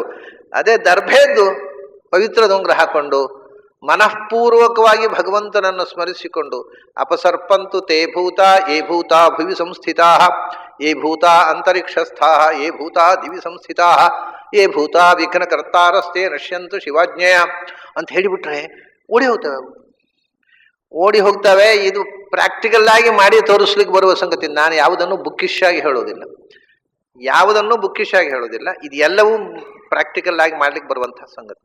ಅವು ಓಡಿ ಹೋಗ್ತವೆ. ಹಾಗಾಗಿ ಯಾವುದಕ್ಕೂ ಒಂದೊಂದು ಶಕ್ತಿ ನೋಡಿ. ಅದು ದರ್ಭೆಯಲ್ಲಿ ಅಂಥ ಶಕ್ತಿ ಇದೆ. ದರ್ಭೆ ಯಾತಕ್ಕೂ ಬೇಡವಾದ ಪ್ರಾಣಿ, ಯಾವ ಪ್ರಾಣಿಯೂ ತಿನ್ನೋದಿಲ್ಲ ಅದನ್ನು ಹುಲ್ಲಾಗಿ. ಮತ್ತೆ ನಮಗೆ ಹೋಮಕ್ಕಲ್ಲದೆ ಇನ್ಯಾತಕ್ಕೂ ಉಪಯೋಗ ಇಲ್ಲ ದರ್ಭೆ. ಹೋಮದಲ್ಲಿ ಮನೆಯಲ್ಲಿ ಯಾವುದೋ ಒಂದು ದುಷ್ಟಶಕ್ತಿ ಬಾರದ ಹಾಗೆ ದಿಗ್ಬಂಧನ ಮಾಡಬೇಕಾದ್ರೆ ದರ್ಭೆ ಒಂದೇ, ಇನ್ಯಾವುದೂ ಇಲ್ಲ ನಮ್ಮ ಹತ್ರ ಸಾಧನ. ಇದು ಭಗವಂತನ ವೈಶಿಷ್ಟ್ಯ. ಅವನು ಆಯಾ ವಸ್ತುಗಳಲ್ಲಿ ಇನ್ನೊಂದು ವಸ್ತು ಮಾಡದ ವಿಚಿತ್ರ ಶಕ್ತಿಯನ್ನು ತುಂಬಿ ಒಂದು ವಿಚಿತ್ರ ನಾಮದಿಂದ ಇಡೀ ಪ್ರಪಂಚದಲ್ಲಿ ತುಂಬಿದ್ದಾನೆ. ಇದೇ ವಿಭೂತಿ ಅಧ್ಯಾಯದ ಒಟ್ಟು ಸಾರ.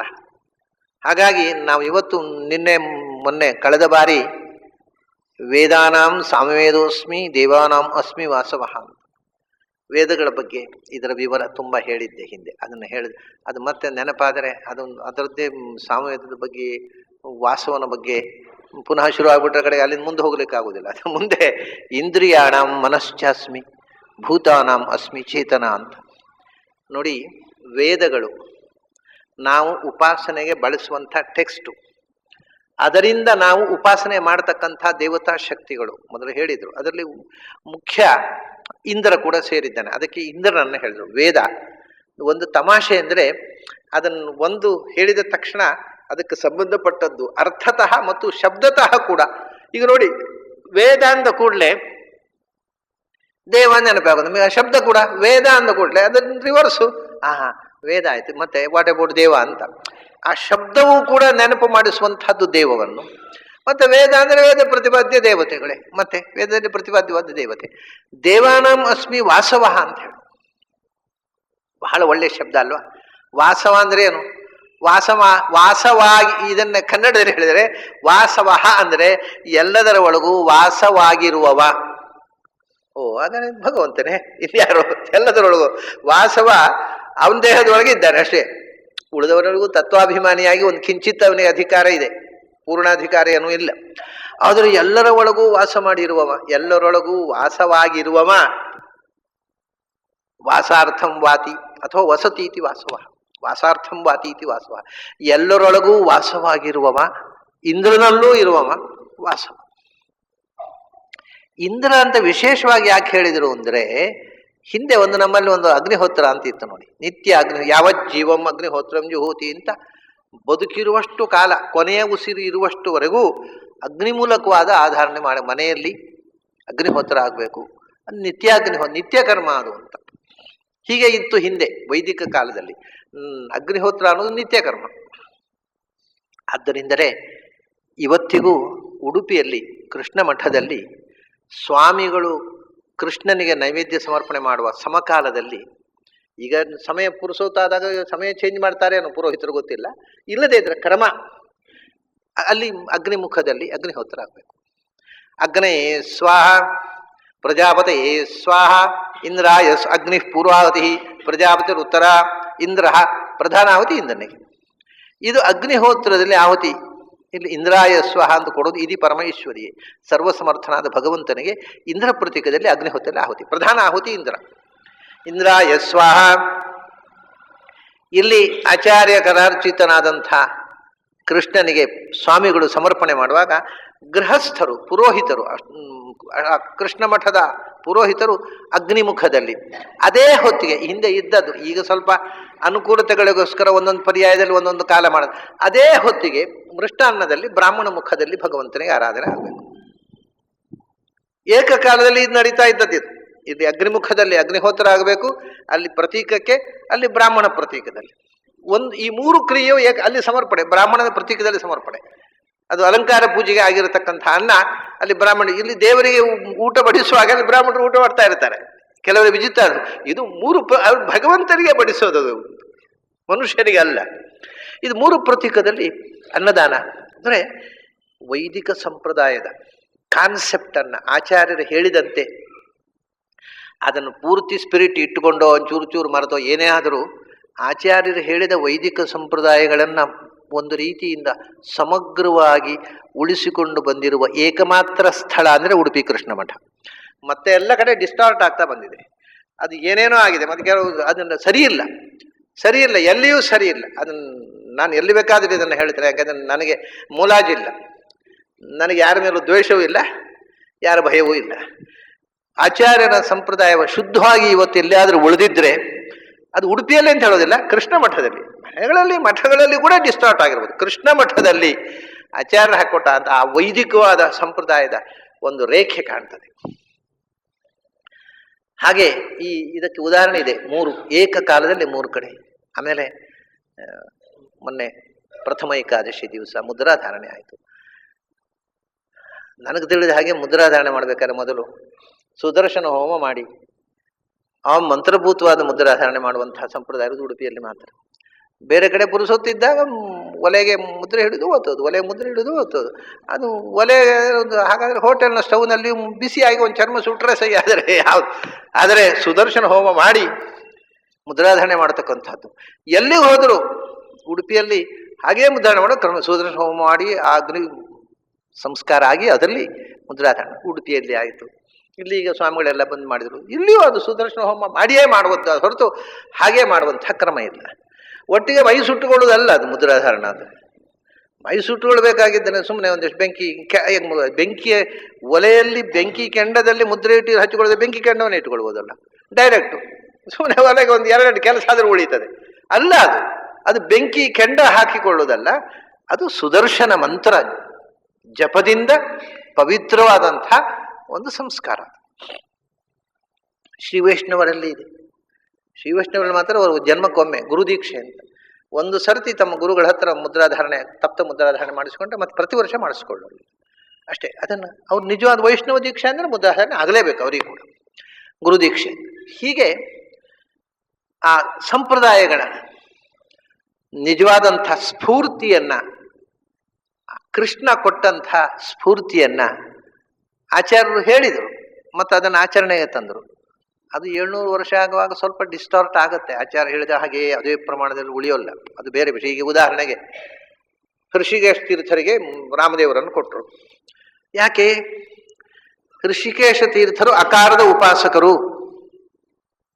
ಅಲ್ಲ, ಕೃಷ್ಣ ಇದು ಉಕಾರದ ಉಪಾಸಕರು, ರಾಮ ಅಕಾರದ ಉಪಾಸಕರಿಗೆಲ್ಲ ಕೃಷ್ಣನ ವಿಗ್ರಹವನ್ನು ಕೊಟ್ಟರು. ಎಲ್ಲರಿಗೂ ಕೃಷ್ಣ, ರಾಮ, ನರಸಿಂಹ ಮೂರೇ ಕೊಟ್ಟದ್ದು ಮತ್ತು ವರಾಹ, ಇನ್ಯಾವರು ಕೊಟ್ಟಿಲ್ಲ. ಯಾಕೆಂದ್ರೆ ಅಕಾರದ ಕೃಷ್ಣೋಪಾಸಕರಿಗೆ ಆ ಕೃಷ್ಣ, ಅಕಾರದ ಉಕಾರದ ಉಪಾಸಕರಿಗೆ ರಾಮ, ಮಕಾರದ ಉಪಾಸಕ ನರಸಿಂಹ, ನಾದ ಉಪಾಸಕರಿಗೆ ವರಾಹ. ಮುಗಿದು ಇನ್ನು ಓಂಕಾರದ ಉಪಾಸನೆ ಮಾಡೋ ಯತಿಗಳಿಗೆ ಬೇರೆ ವಿಗ್ರಹಗಳನ್ನು ಕೊಟ್ಟೇ ಇಲ್ಲ ಅವರು. ಹಾಗಾದರೆ ಆ ಉಕಾರದ ಉಪಾಸಕರು ಋಷಿಕೇಶ ತೀರ್ಥರು ರಾಮದೇವರು ಕೊಟ್ಟರು. ಈಗ 700 ವರ್ಷದಲ್ಲೇ ಬಂದ ಯತಿಗಳೆಲ್ಲ ಉಕಾರದ ಉಪಾಸಕರಾಗಬೇಕು ನಿಯಮ ಉಂಟಾ? ಅದೇನಿಲ್ಲ. ಮತ್ತೆ ರಾಮದೇವರೇ ಪ್ರತ್ಯೇಕ ಚೇಂಜ್ ಮಾಡಿ ನಾವು ಉಕಾರ ಉಪಾಸಕರಲ್ಲ, ಬೇರೆ ದೇವರು ತನ್ನಿ ಅಂತ ಹೇಳಲಿಕ್ಕಾಗತ್ತಾ? ಅದನ್ನ ಆಚಾರ್ಯರು ತಾನು ತನ್ನ ಶಿಷ್ಯರಿಗೆ ಕೊಟ್ಟಾಗ ಏನು ಉಪಾಸನೆ ಇತ್ತೋ ಅದು ಅನೂಜನವಾಗಿ ಚೂರೂ ವಿಚ್ಛೇದ ಇಲ್ಲದೆ ಮುಂದುವರಿಬೇಕು ಅಂದರೆ ಯಾವ ಕಾಲದಲ್ಲೂ ಯಾವ ಪರಂಪರೆಯಲ್ಲೂ ಸಾಧ್ಯ ಇಲ್ಲ. ಆದರೆ ಕಿಂಚಿತ್ ಅದರ ಸ್ಪರ್ಶ ಉಳಿತದೆ. ಹೀಗೆ ಅದನ್ನು ನೋಡಿ, ದೇವತೆಗಳಾಯಿತು, ವೇದ ಆಯಿತು, ಆಮೇಲೆ ಬೇಕಾಗೋದೇನು? ಗ್ರಂಥ ಪ್ರತಿಪಾದ್ಯವಾದ ದೇವತೆ, ಅದನ್ನ ತಿಳ್ಕೊಳ್ಳತಕ್ಕಂಥ, ಅಧ್ಯಯನ ಮಾಡಿ ತಿಳ್ಕೊಳ್ಬೇಕಾಗಿರತಕ್ಕಂಥದ್ದು ನಮ್ಮ ಕೆಲಸ. ಅದಕ್ಕೆ ಮುಂದೆ ಬೇಕಾದ್ದು ಮನನ. ಒಂದು ಗ್ರಂಥ ಅದರಲ್ಲಿರ್ತಕ್ಕ ವಿಷಯ ತಿಳಿತಾನೆ ಅನ್ನೋಣ, ವಿದ್ಯೆಯಾ ಕರೋತಿ, ತಿಳಿದು ಮಾಡಬೇಕಲ್ವಾ? ಏನೇನು ಭಯಂಕರ ನೋಡಿ, ತಿಳಿದವರು ಮಾಡುವುದಿಲ್ಲ, ಮಾಡೋವರಿಗೆ ತಿಳಿಯುವುದಿಲ್ಲ ಅಂತ ಹೇಳಿಬಿಟ್ರು ಶಂಕರಾಚಾರ್ಯರು. ಗಂಡಾಂತರ, ತಿಳಿದವರು ಮಾಡೋದೇ ಇಲ್ಲ ಅಂತ. ಮತ್ತೆ ಹಾಗಾದ್ರೆ ಗತಿಯನ್ನು ಕರ್ಮದ್ದು? ತಿಳಿದವರು ಮಾಡಬಾರ್ದು, ಮಾಡುವವರಿಗೆ ತಿಳಿಬಾರ್ದು, ತಿಳಿದ ಮೇಲೆ ಮಾಡಬಾರ್ದು. ಅದರಿಂದ ಏನೂ ಗೊತ್ತಿಲ್ಲದೆ ಇದ್ದಾಗ ಪೆದ್ದು ಕರ್ಮ. ಈ ಹಿಸ್ಟ್ರಿ ಬುಕ್ ಬರೆದ ಹಾಗೆ, ಏನು ಗೊತ್ತಿಲ್ಲದೆ ಇದ್ದಾಗ ಕರ್ಮ, ಗೊತ್ತಾದ್ಮೇಲೆ ಹಿಸ್ಟ್ರಿ ಬುಕ್ ಬರೀಲಿಕ್ಕೆ ಆಗುದಿಲ್ಲ, ಕರ್ಮ ಮಾಡಲಿಕ್ಕೆ ಇಲ್ಲ ಅವನಿಗೆ. ತಿಳಿದ ಮೇಲೆ ಮಾಡಬಾರದು ಅಂತ ಒಂದು ಸಿದ್ಧಾಂತ ಘೋಷಣೆ ಮಾಡಿಬಿಟ್ರು ಶಂಕರರು. ಜ್ಞಾನಿಗೆ ಕರ್ಮ ಇಲ್ಲ ಅಂತ. ಅದು ಏನಾಯ್ತು ಅಂದ್ರೆ, ಕರ್ಮ ಮಾಡುವುದು ಅಜ್ಞಾನಿ.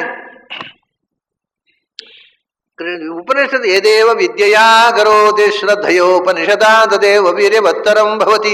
ಅಲ್ಲಪ್ಪ, ತಿಳಿದು ಮಾಡಬೇಕು, ತಿಳಿದು ಮಾಡಿದರೆ ಮಾತು ಕರ್ಮ. ಆದ್ರಿಂದ ತಿಳ್ಕೋಬೇಕು, ತಿಳ್ಕೊಳ್ಳೋದ್ರಿಂದ ಮನನ, ವೇದಾರ್ಥ ಮನನ ಮಾಡಿ ಅದನ್ನ ಅರ್ಥ ತಿಳ್ಕೊಂಡು ಕರ್ಮ ಮಾಡಬೇಕು. ಅದಕ್ಕೆ ಬೇಕಾದ್ದೇನು ಮುಂದೆ? ಮನಸ್ಸು. ಅದು ಹೇಳಿದ, ಇಂದ್ರಿಯಾಣಾಂ ಮನಶ್ಚಾಸ್ಮಿ. ವೇದ ಕೊಟ್ಟವನು ನಾನು, ವೇದ ಪ್ರತಿಪಾದ್ಯನಾದ ಇಂದ್ರಾದೇವತೆಗಳು ಕೂತು ಆಹುತಿ ಸ್ವೀಕರಿಸುವನು ನಾನು, ವೇದಾರ್ಥ ಚಿಂತನೆ ಮಾಡಿ ಯಜಮಾನಾಗ ಆಹುತಿ ಕೊಡತಕ್ಕ ನಿನ್ನೊಳಗೆ ಇರುವವನು ನಾನೇ ಅಂತ. ಇಂದ್ರಿಯಾಣಾಂ ಮನಶ್ಚಾಸ್ಮಿ. ನಿನಗೆ ಮನಸ್ಸು ಅಂತ ಒಂದು ಇಲ್ಲದೆ ಇರ್ತಿದ್ರೆ ಜೀವನ ಕಥೆಯನ್ನು ಹೇಳಿ. ಎಲ್ಲ ಇದೆ, ಮನಸ್ಸು ಒಂದಿಲ್ಲ. ಮನಸ್ಸಿಲ್ಲ ಅಂದರೆ ಎನಸ್ಥಿಸಿಯಾ ಕೊಟ್ಟ ಪೇಷಂಟ್ನಾಗೆ ಏನೂ ಇಲ್ಲ. ಮನುಷ್ಯ ಅಂತ ಇರುವುದು ಅವರು ಎಲ್ಲ ಕಾರ್ಬಾರು. ಕಣ್ಣಿದ್ರೆ, ಕೈ ಇದೆ, ಕಾಲಿದೆ, ಏನು ಮನಸ್ಸಿಲ್ಲದೆ ಇದ್ರೆ ನಡಿಲಿಕ್ಕೆ ಆಗುದಿಲ್ಲ. ಮನಸ್ಸಿಲ್ಲದಿದ್ರೆ ಕೈಯಲ್ಲಿ ಮಾಡ್ಲಿಕ್ಕೆ ಆಗುದಿಲ್ಲ, ಮನಸ್ಸಿಲ್ಲದಿದ್ರೆ ನೋಡ್ಲಿಕ್ಕೆ ಆಗುದಿಲ್ಲ, ಮನಸ್ಸಿದ್ರೆ ಕೇಳಲಿಕ್ಕೆ ಆಗುದಿಲ್ಲ, ಇಲ್ಲದಿದ್ರೆ ಕೇಳುವುದಿಲ್ಲ. ಮತ್ತೆ ಅಷ್ಟೇ, ಮನಸ್ಸಿಲ್ಲದೆ ಇದ್ರೆ ಏನೂ ಇಲ್ಲ, ಆಕ್ಟಿವಿಟೀಸೇ ಇಲ್ಲ, ಕರ್ಮವೇ ಇಲ್ಲ. ಜಡ ಆದರೂ ಬೇಕು, ಯಾಕಂದ್ರೆ ಅದಕ್ಕೆ ಮನಸ್ಸಿಲ್ಲ, ಕರ್ಮ ಇದು ಇದ್ದೂ ಇಲ್ಲ. ಹಾಗಾಯ್ತಲ್ಲ, ಮನಸ್ಸು ಒಂದು ಇಲ್ಲದೆ ಇದ್ರೆ ಮನುಷ್ಯ he is just like on inert, just like A pebble, ಏನೂ ಇಲ್ಲ. ಇಂದ್ರಿಯಾಣಾಂ ಮನಶ್ಚಾಸ್ಮಿ. ಎಲ್ಲ ಇಂದ್ರಿಯಗಳ ಚಟುವಟಿಕೆಗೆ ಮೂಲ ಪ್ರೇರಣೆ ಮನಸ್ಸು. ಮನಸ್ಸು ನೋಡುವಂದಾಗ ಕಣ್ಣು ನೋಡುತ್ತೆ, ಮನಸ್ಸು ಆಚೆ ನೋಡ್ತಾ ಇದ್ದರೆ ಕಣ್ಣು ನೋಡಿದರೂ ಕಾಣೋಲ್ಲ. ಮನಸ್ಸು ಕೇಳು ಅಂತ ಹೇಳಿ ಸಜೆಷನ್ ಕೊಟ್ಟರೆ ಕಿವಿಗೆ ಕೇಳಿಸುತ್ತೆ. ಅಂದರೆ ವಸ್ತು ನೋಡಿ, ವಿಷಯ ಹೀಗಿದೆ, ವಸ್ತುವಿಗೂ ಕಣ್ಣಿಗೂ, ಶಬ್ದಕ್ಕೂ ಕಿವಿಗೂ ಸಂಪರ್ಕ ಆಗಬೇಕು. ಆಮೇಲೆ ಕಿವಿಗೂ ಮನಸ್ಸಿಗೂ ಸಂಪರ್ಕ ಆಗಬೇಕು. ಇಲ್ಲದೇ ಇದ್ರೆ ಮನಸ್ಸು ಅದಕ್ಕೆ ಬೆನ್ನು ಹಾಕೂತ್ ಬಿಟ್ರೆ ಕೇಳಿದ್ದು ಕೇಳಿಸೋದಿಲ್ಲ, ನೋಡಿದ್ದು ಕಾಣಿಸೋದಿಲ್ಲ. ಸೊ ವಸ್ತುವಿಗೆ ಇಂದ್ರಿಯಕ್ಕೆ ಸಂಪರ್ಕ ಆಗಿ, ಇಂದ್ರಿಯದಿಂದ ಮನಸ್ಸಿಗೆ ಸಂಪರ್ಕ ಆಗಿ, ಮನಸ್ಸಿಗೂ ಆತ್ಮಕ್ಕೂ ಸಂಪರ್ಕ ಆಗಬೇಕು. ಆಗ ಜ್ಞಾನ ಬರ್ತದೆ. ಯಾಕಂದ್ರೆ ಮನಸ್ಸು ಅನ್ನೋದು ಕಂಪ್ಯೂಟರ್, ಅದನ್ನು ರಿಸೀವ್ ಮಾಡೋದು ಆತ್ಮ.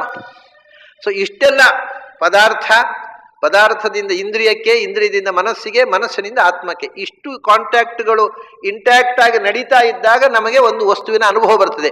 ಇದರ ಯಾವುದೋ ಒಂದು ಡೀಲಿಂಗ್ ಆದರೆ ಅನುಭವ ಬರೋದಿಲ್ಲ, ಜ್ಞಾನ ಬರೋದಿಲ್ಲ. ಅದಕ್ಕೆ ಕೃಷ್ಣ ಹೇಳಿದ, ಹೊರಗಿರುವ ಎಲ್ಲ ವಸ್ತುಗಳನ್ನ ನಿನ್ನ ಒಳಗಿನ ಆತ್ಮಕ್ಕೆ ಮುಟ್ಟಿಸುವ ಮಾಧ್ಯಮವಾಗಿ ಮನಸ್ಸಿರುವುದು. ಮನಸ್ಸು ಇಲ್ಲ ಅಂದರೆ ಹೊರಗಿನ ವಸ್ತು ಒಳಕ್ಕೆ ಅಂತಃಕರಣ, ಅದು ಒಳಗಿನ ಸಂಪರ್ಕವೇ ಇಲ್ಲ, ಪ್ರಪಂಚ ಜ್ಞಾನವೇ ಇಲ್ಲ. ನಾನು ಒಬ್ಬರು ವೃದ್ಧರನ್ನು ನೋಡಿದ್ದೆ ನಮ್ಮ ಊರಿನಲ್ಲಿ. ಹಿಂದೆ ಒಬ್ಬರಿದ್ದರು. ಅವರು ಗಟ್ಟಿಮುಟ್ಟಾಗಿದ್ದರು, ವೆಲ್ ಬಿಲ್ಟ್ ಮಾಡಿ, ತುಂಬ ಒಳ್ಳೆ ಪರ್ಸನಾಲಿಟಿ. ಸುಮಾರು ಆವಾಗ ನಾನು ಅವ್ರು ನೋಡುವಾಗ 60-65 ವರ್ಷ. ಈಗ ಪ್ರಾಯ ಇಲ್ಲ ಅವರು. ಇದು ನಾನು ಹೇಳ್ತಾ ಇರೋದು ಒಂದು 25-30 ವರ್ಷದ ಕೆಳಗೆ. 60-65 ವರ್ಷ ಪ್ರಾಯ ಅವರಿಗೆ. ತುಂಬ ಹೆಲ್ದಿ ಆಗಿದ್ದರು.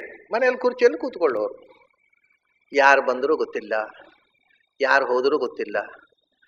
ಮಕ್ಕಳು ಬಾಯಿಗೆ ಹಾಕಿದರೆ ಫಸ್ಟ್ ಕ್ಲಾಸ್ ತಿಂತಿದ್ರು, ಯಾಕಂದರೆ ಅಷ್ಟು ಲಟ್ಟ ಇದ್ರು. ಆಹಾರ ಎಲ್ಲ ಚೆನ್ನಾಗಿ ತಿನ್ನಬೇಕು ಅಂತ ಗೊತ್ತಿಲ್ಲ, ಹಸಿವಾಗುತ್ತೆ ಅಂತ ಹೇಳ್ತಿರ್ಲಿಲ್ಲ, ಏನೂ ಇಲ್ಲ, ರಿಯಾಕ್ಷನೇ ಇಲ್ಲ, ಮೈಂಡ್ ಕೆಲಸ ಮಾಡ್ತಾ ಇರಲಿಲ್ಲ. ಆದರೆ ಅದು ಬಿಟ್ಟು ಉಳಿದದೆಲ್ಲ ಕೆಲಸ ಮಾಡ್ತಿತ್ತು.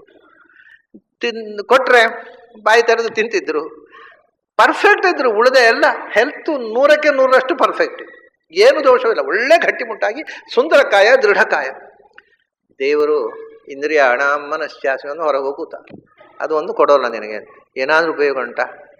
ಬೊಂಬೆ ಪರ್ಯಾಯದ ತಟ್ಟಿರಾಯ ಅಷ್ಟೇ, ಏನಿಲ್ಲ. ಅದು ಒಳಗಿಂದ ಇವನು ಕೂತರೆ ನಡೆಯುತ್ತೆ, ಅದು ಏನುಂಟು ತಟ್ಟಿರಾಯ.